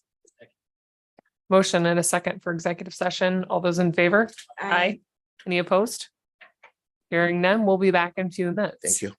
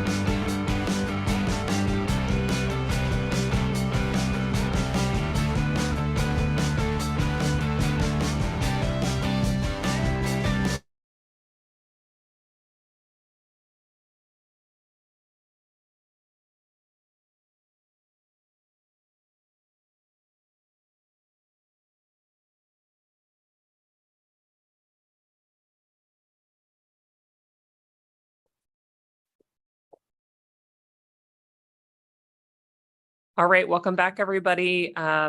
We've returned from executive session. Board members, additional questions or discussion? Question. I know you said that there's a lot of extenuating circumstances. Why did you not attempt to pay any form of payment? I didn't have a source of income during the entirety of COVID. Or I mean, I'd actually, before I was ever reprimanded by the board, I had already left CVS about 8 months before that. And I was just trying to, I've figured it'd only be about 2 years, and I had a 401k and an IRA, and I just wanted to wait it out and take my, penance and, and then go back to work. And then just COVID hit, and then I had that cardiac event, and things just changed. I had plenty of funds at the time. At this point, as of 3 months ago, I lost my house even. Not that that's anybody's fault but mine. It was kind of surprised. My house was paid for, so it kind of caught me off guard. Long story short, was behind on my property tax. And while I was out of town attending a family, a realtor bought my house for $4,400 in back taxes. So $300,000. He paid $4,400 for it.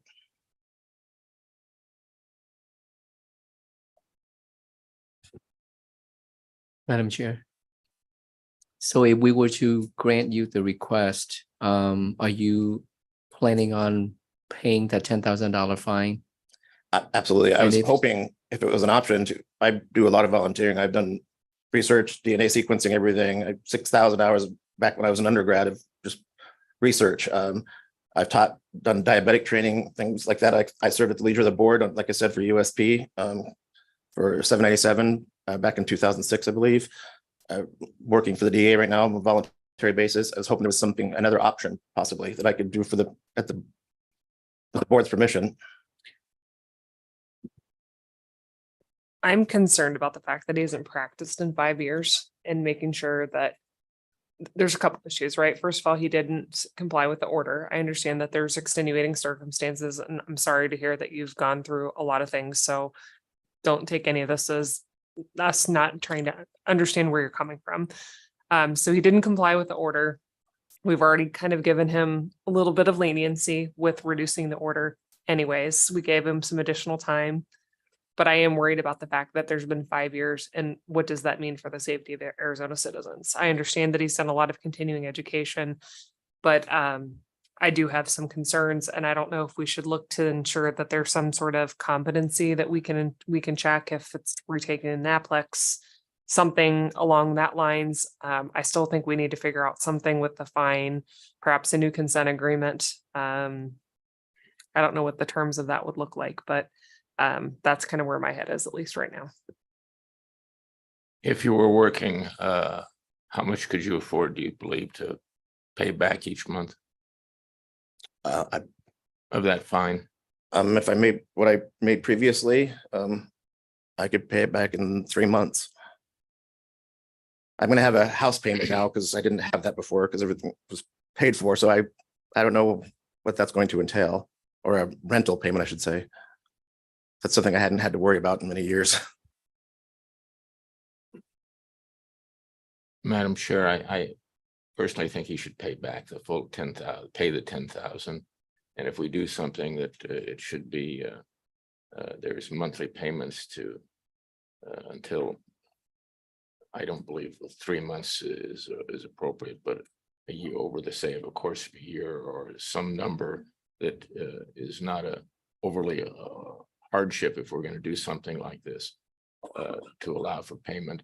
But if the payment is not made, then it all disappears for any month.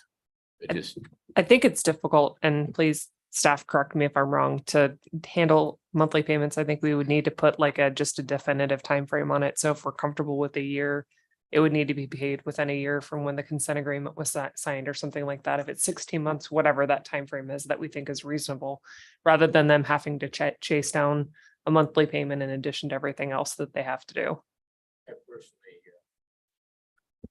Even if it's not a monthly, to me, at least should be quarterly, because if you go a year and a half and then nothing is paid, you're back in the same position. And that's a problem for me.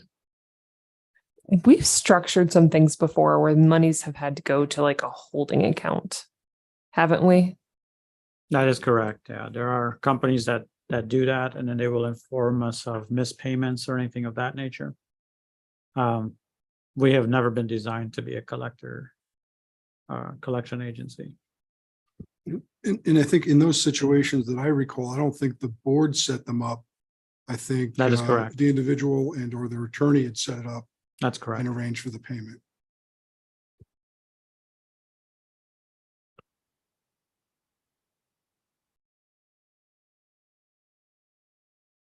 I think, Madam Chair, your concern is totally valid, and I think that probably needs to be addressed first. Competency. Could that be included in the consent agreement, or can we make that a requirement and then issue a consent agreement contingent upon that? I don't want him to have to pay money if he's not able to pass the NAPLEX, but.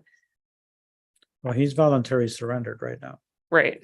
so not sure what our options are with a voluntary surrender. He doesn't have a license with us.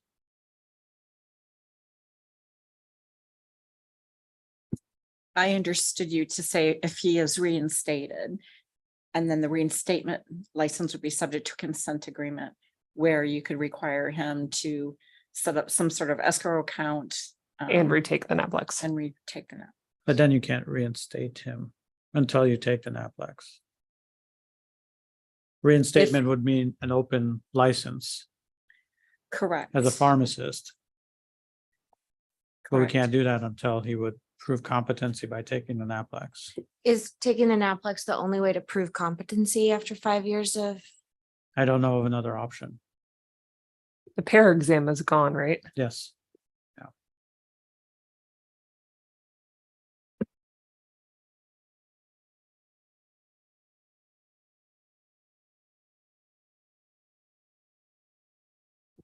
Could we issue it under a suspended status pending? That's what I was going to throw out too. Yeah, possibly. I mean, that's for Gene and Seth to review and see if that's an option. But knowing it's a revocation, wouldn't it be a new application, or are we able to reinstate? After a surrender, I believe a new application would be required. Why couldn't he just take the NAPLEX now and then seek reinstatement when he passes it, or reapplication? Is that possible, Dr. Gundy? I would think it would need to be documented that it's. Yeah, you would have to go through NABP, register for the NAPLEX, and then he can apply with us for. It'd be a new application. But there wouldn't be anything stopping him from applying for the NAPLEX. No. I mean, he's graduated from an accredited college. He's got the requirements to sit for an NAPLEX. I can work with NABP. So thinking about a motion, require Mr. Stoffel to sit for the NAPLEX contingent upon his passing of the NAPLEX exam, working with Dr. Gandhi to ensure that he's able to get registered for that, ensuring his competency, at that which point he could make a new application for which we could approve contingent upon the signing of a new consent agreement, but with the original $10,000 fine using a holding agency for payment within a year. Is that fair? And that would be a probation, assuming he passes the exam, he's given a new license, you would place on probation for a year, he would be required to set up some sort of escrow account, and the $10,000 would be paid within that year of probation. I would be open to that. Madam Chair. Yes. So should we also consider having him retake the MPJE as well? Just because there has been a lot of changes to the pharmacy laws over the past 5 years. I'm kind of deferential to that. We don't even have a law exam. I mean, the law CE requirement anymore. I think, and he's going to have extensive fees with obviously retaking the NAPLEX anyways. adding an additional fee for the law. I don't know that it's necessary to ensure basic patient safety. Noted, we expect that you understand the laws and the rules. So once you go back out in practice, which I have every hope that you will, we would obviously expect that you understand the law. But I don't know that we need to add the additional cost of MPJ. It's a new application. Would he not be required to pass Mhm. Or does it stand from before, Dr. Gandhi? I don't know. Have we had that before?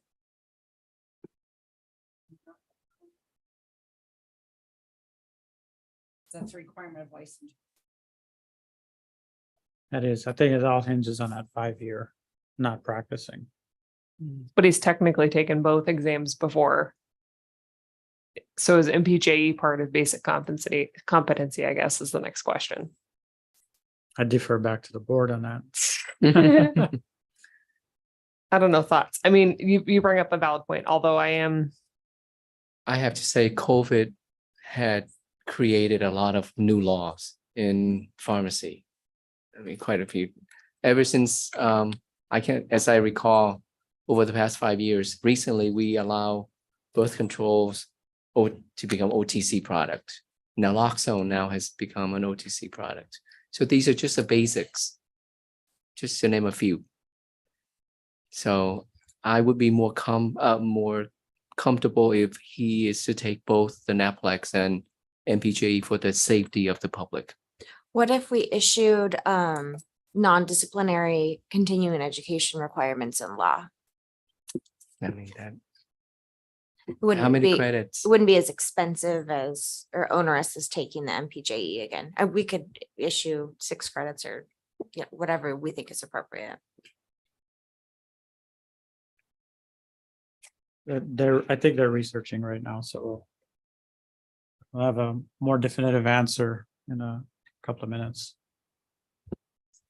Madam Chair, we're just checking on one more Okay. thing here. If that's Do we okay. want to just take like a brief recess for like 10 minutes, maybe? Does that sound good? Okay, we'll take a brief recess. We'll reconvene at like, let's say 1:55. So that way they have a chance to use the restroom as well. We'll be back.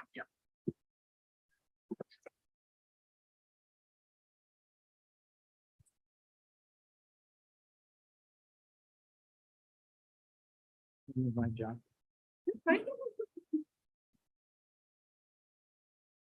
Case I was talking to. This was Dr. Shaw. This is the okay. So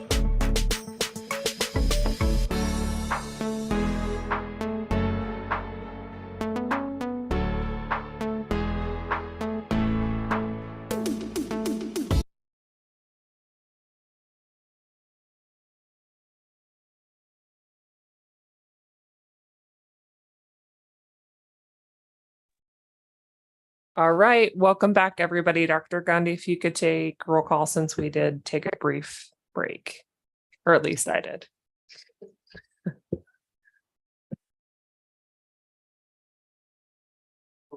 Sure. Present. Here. And Mr. Dang, Let me hear.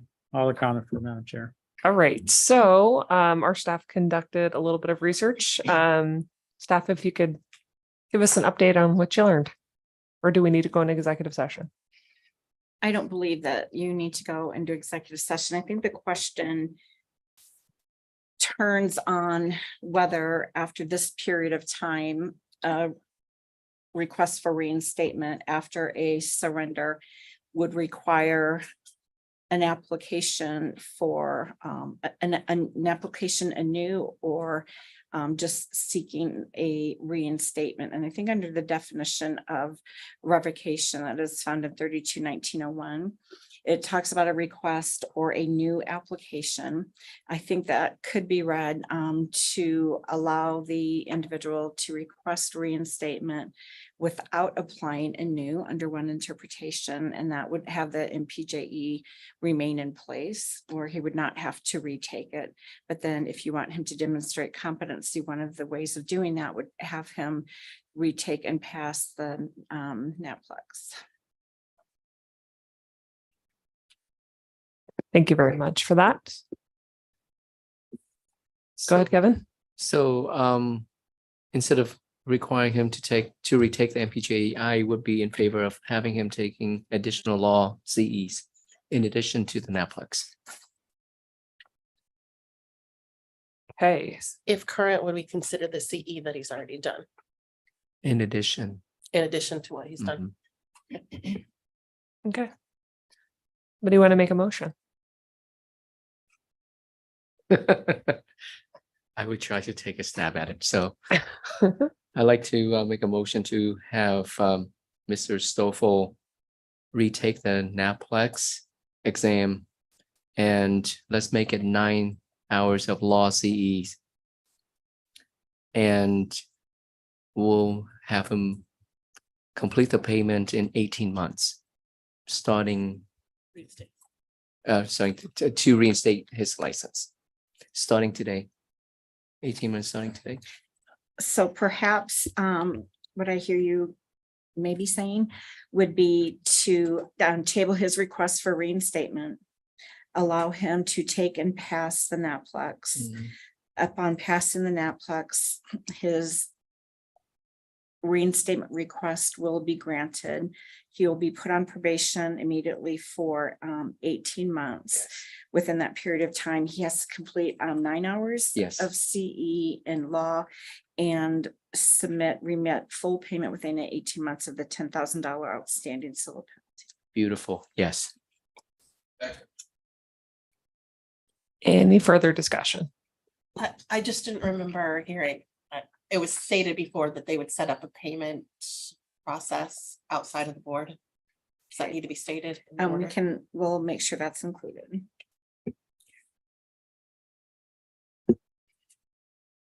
Any additional discussion? Dr. Gandhi, go ahead with a roll call, please. Mr. Thorwald. Aye. Ms. Nair. Ms. Davis. Aye. Ms. Walmsley. Aye. Ms. Lehan's recused. Mr. Dang. Aye. Ayes have it with one recusal.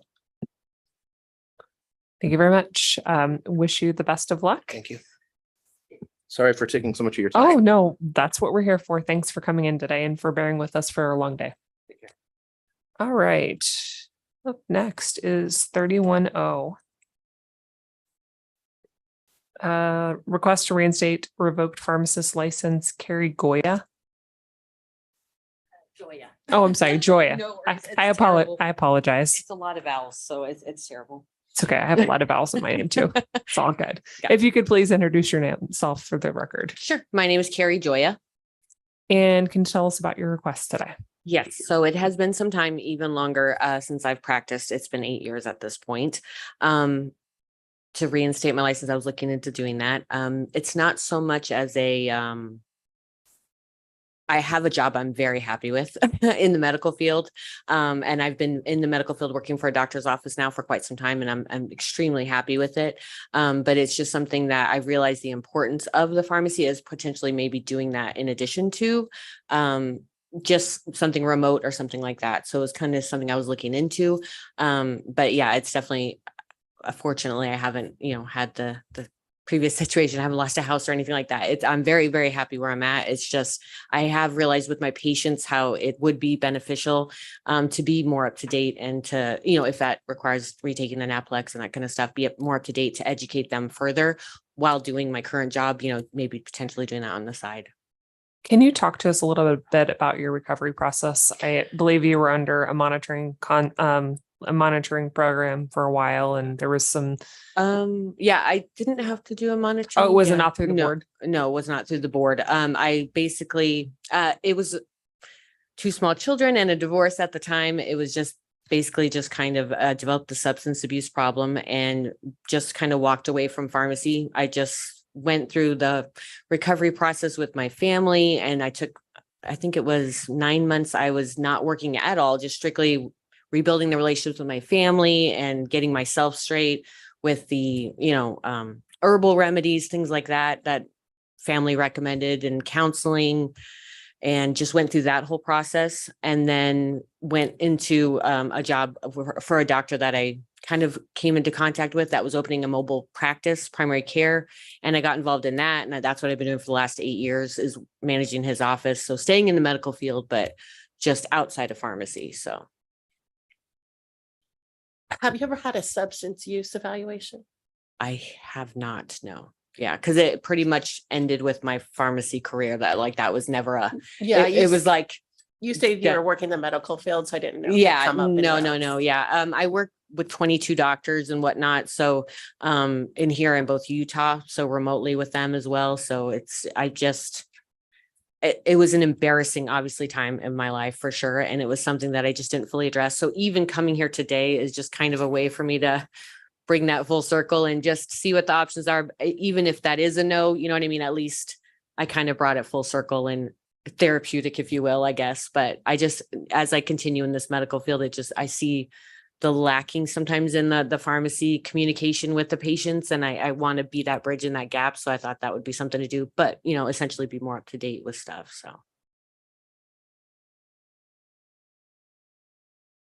I think that, so your request today is to grant you an intern license, right? Basically, yeah, to kind of restart the process essentially. So if need be, because I know it has been some time. Laws are different, like we were saying, and you definitely the education. I've stayed as much up as I can, especially with the doctor's offices, staying as educated as I can to educate them, because it's not always their strong part, the doctors. So keeping them educated as much as I could from my side of things.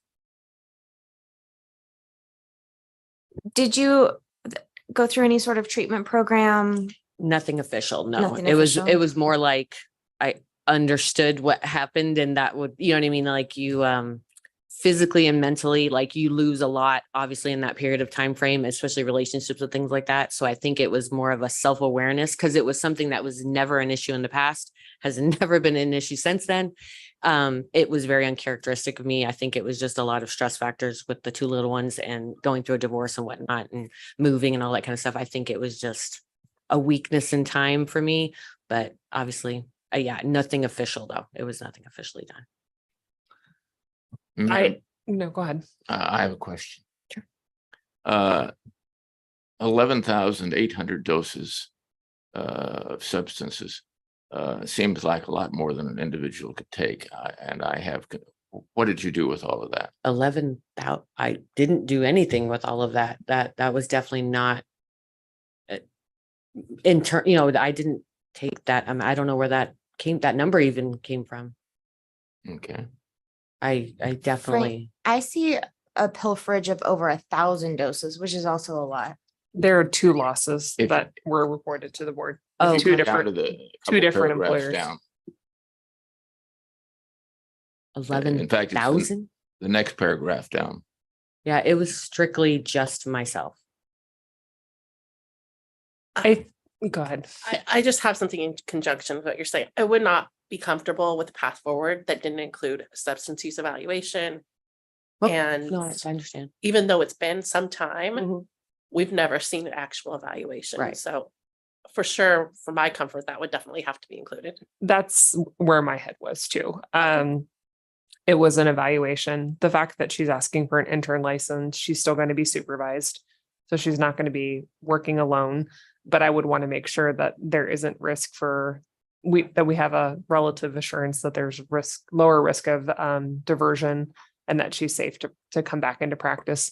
What would be the time frame that an intern license would be good for staff? Is that something that we could put on it? And then if she wished to move to a pharmacist license, is there like something we could decide at that point? Again, to the last discussion, she's been out of practice even longer than the other individual. So again, I would like to see probably proof of NAPLEX.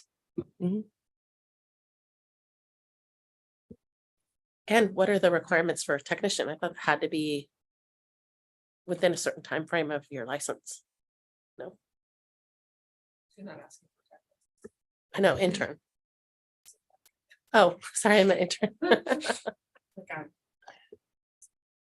Madam Chair, Member Thorwald, I in that third paragraph down that starts in October 2014, that gives me concern. And I'm not sure how I would suggest dealing with that, but that gives me concern.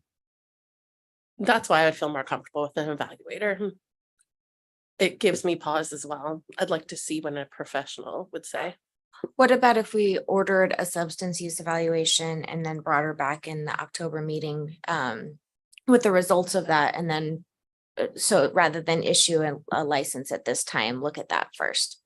I think that's a good suggestion. And it has been a period of time. So if she's really on her way to recovery and doing quite well, it seems like you are. If the evaluator is able to corroborate that, then I think that helps our discussion quite a lot for the next meeting. Perfect. And Mr. Condi, were you going to respond to what I said? The intern license.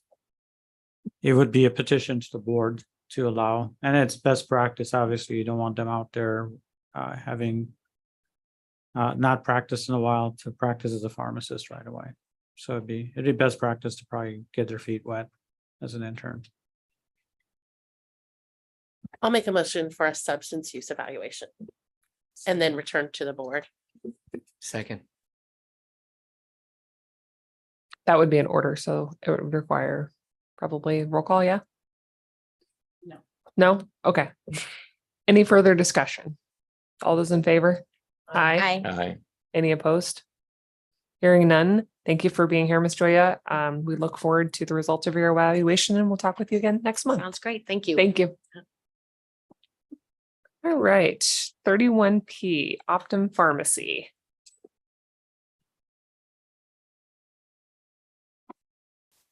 Good afternoon. If you could all please introduce yourself and state your position with the organization. Absolutely. Mallory Brown, Director of Operations and Pharmacist in Charge. Hi, Amanda Kay. I'm the Pharmacist Supervisor. Jason Davis, I'm Staff Pharmacist.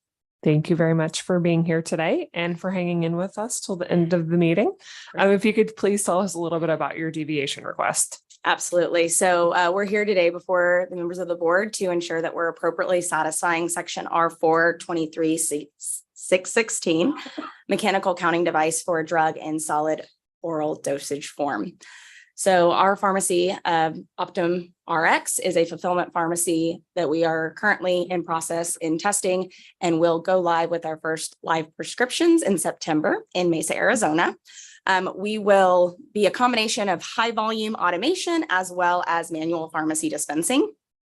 Just a little bit about our process. So from a training perspective, our staff are trained during business hours with the validation of all skills specific to the staff's roles and any job responsibilities that they will be performing. Of course, all that training will be documented and recorded and maintained electronically for all individuals. I mentioned we're high volume automation as well as manual. So of course, we do have some manual workflow processes in which our pharmacy technicians would pick, dispense, and label medications. And our pharmacists would verify then 100% of any of those manually dispensed prescriptions for accuracy. In addition to that, though, we do have a multitude of automation processes that will also include. That has includes a vial labeler, conveyor system, automated tablet dispensers, a vial imager, vial capper, and semi-automated bag packing. So I wanted to talk through a little bit about what the workflow looks like from the automation process, and of course, answer any questions that y'all may have. So the way in which our inventory, first and foremost, will kind of start at the beginning and work through. So all inventory staff duties are performed, of course, under the direction of any licensed pharmacist within compliance of all applicable state and federal laws and regulations. So our inventory staff would receive drug product orders physically and electronically prior to shelving and utilization in our fulfillment processes. This includes barcode scans for accuracy of the medication itself, as well as its shelf location, and scanned during that put away to ensure accuracy of location. The ATD replenishment process, so ATD again is automated tablet dispensers. Every part of this process includes operator ID scans, medication, stock bottle scans, a zip tie seal scan, as well as the ATD unit itself has barcodes for scan as required by the proper staff to ensure the accuracy during the entire process. So it begins with our pharmacy technicians that will handle and prepare that shelved medication from the stock bottle into the canisters or replenishment canisters to be utilized in the ATD. Our pharmacists verify and the accuracy of the product that has been replenished into those canisters. And at that point, scans for accuracy and seals the barcode on that specific canister. Then we have pharmacy technicians that will then scan the appropriate ATD unit and the associated canister with that seal to, again, ensure accuracy before replenishment. We are simply a fulfillment pharmacy, so we do only back-end processes, just the fulfillment of or dispensing of the medication itself, all the way through to packing out and shipping to our patients. So the way in which this works, we have the process begins with what we call induction, which is when the prescription itself actually is processed on to our automation line, is associated with a patient label. At that same time, it will be associated with what we call a puck, which is what actually routes the prescription around the automation and around the conveyor system. The label itself has a QR code. The puck has an RFID chip. Once those are associated, they're only associated with one another. We have many checkpoints throughout the conveyor system to ensure that that is continued to be satisfied and they continue to match. The puck itself will route to the appropriate ATD unit as assigned by the prescription for the medication necessary to satisfy. The ATD then will fill the labeled prescription with the prescribed quantity of the prescribed medication.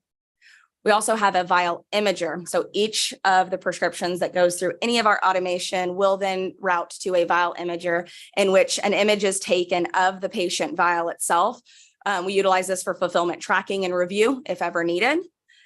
In addition to that, though, we also utilize artificial intelligence models to help to analyze the image that's taken of the filled container as well. The filled vial is then routed to an automated sealer and capper. And at this point, the appropriate cap is applied, whether it would be non-safety or safety as required.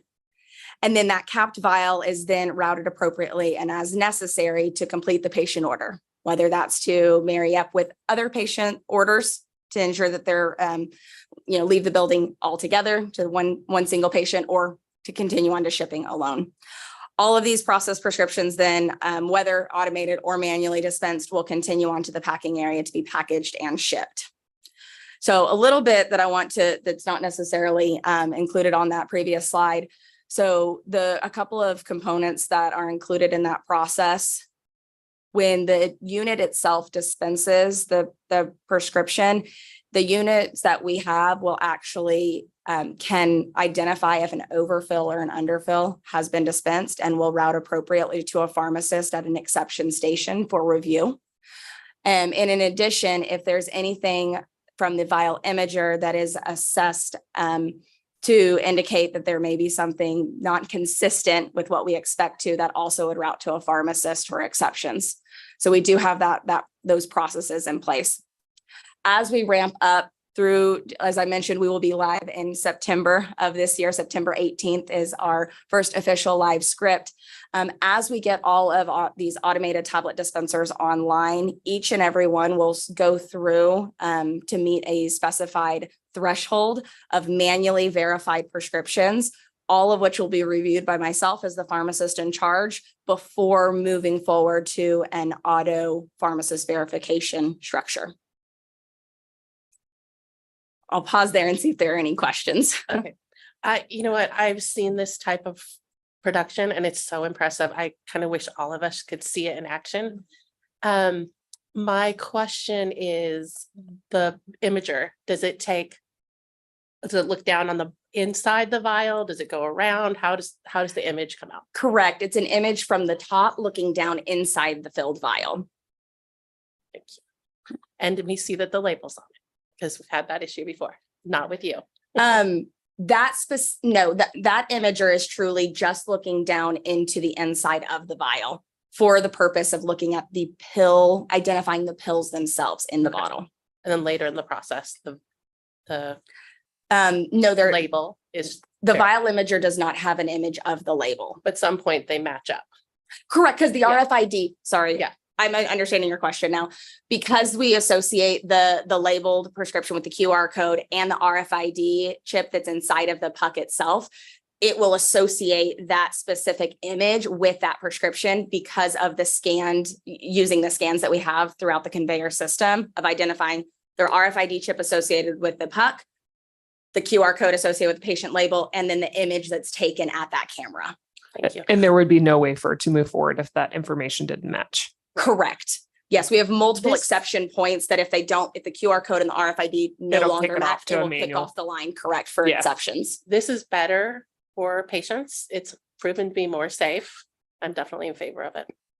Yeah, the automation is far superior, I believe, to human people touching things, especially when you're talking about closed loop systems. So I'm supportive of it. Yeah. Madam Chair, I have a couple quick questions. Yeah, absolutely. Something related to something we were discussing earlier. Can that system be set up so it recognizes where the product is going, what time of year it's going, to determine the temperature and how it should be packed when it's shipped? Yeah, that's a great question. And I'll answer to the best of my knowledge. We have a lot of process engineers that we work with to ensure that all of these processes. So to best of my knowledge, that is correct. So the way in which our systems operate, not only do we look at the shipping zip code, but also where the package will be arriving as well to determine what specific package requirements that entails for both ambient product, of course, as well as refrigerated product. We have different types of gel packs that includes freezer packs as well as ambient packages or packs, excuse me. And our systems are set up to let our shipping clerks our packing clerks, excuse me, know exactly how many of those are required to satisfy the temperature. So that would be, for instance, here in the summertime, it's a bit hotter, and in the wintertime, it's of course cooler, or vice versa in other areas. So that could be able to account for that kind of thing. Correct. And it will constantly be in flux of how much of our prescriptions are being routed to those manual packing stations to ensure that we do have the appropriate cold packing for that specific patient order. And it does fluctuate. So they might receive packages in packed differently depending on the time of year. Thank you. Of course. Board members, anything else? Any other questions? Make a motion to approve the special request. I have a motion and a second. Any discussion? All those in favor? Aye. Any opposed? Hearing none. Thank you very much. Appreciate your time and for hanging in there with us on a long day. Thank you. All right. Did I handle all of the business agenda items other than call to the public and maybe future agenda items again? All right. Board members, I know we've had a lot of discussion. Anything on future agenda items that have sparked your mind since yesterday? We obviously talked about USP updates going to the Rule Revision Committee. Obviously, the discussion around temperature sensitivity today, that's going to go to the Rule Rewriting Committee. The DEA potential updates for the transfer language. So I think the rule writing committee is going to be very busy. So we'll have to get working on all that stuff. The other thing that kind of came to mind is Mr. Morris made the comment yesterday about CE. And I know we've discussed that before. I think it kind of fell off of our list of priorities, but I personally think that that's something worth exploring. I think Ms. Snare mentioned it at a previous meeting, but anything else that anybody can think of? Madam Chair, also he mentioned something else that I thought was interesting, and that was with regard to the requirements and other types of things with I can't remember exactly, but it's I'm just gone blank all of a sudden. I apologize. I think he mentioned notification of license expiration. Yes, that was it. That was it.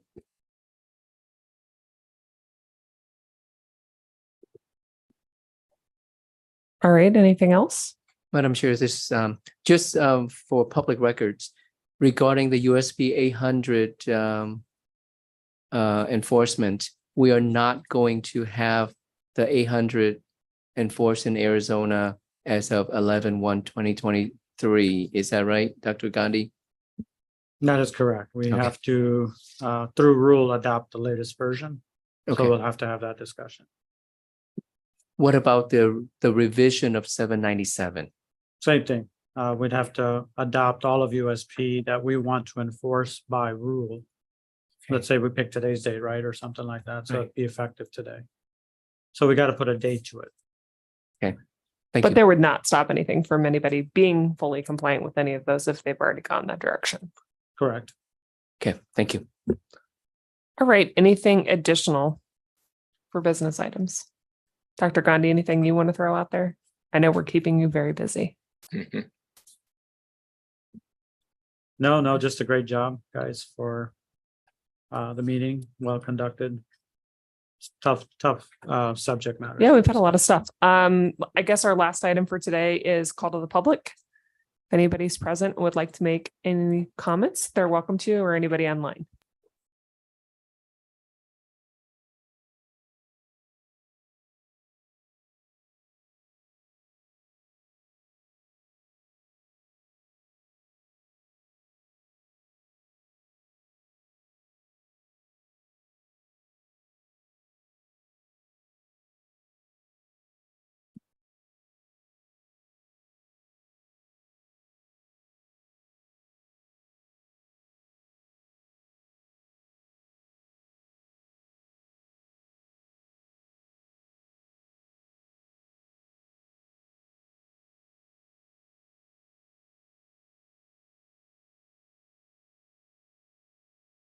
Don't see anybody bowing, Madam Chair. Thank you very much. We will adjourn the meeting for this month, and we will see everybody in October. Thank you. Thank you.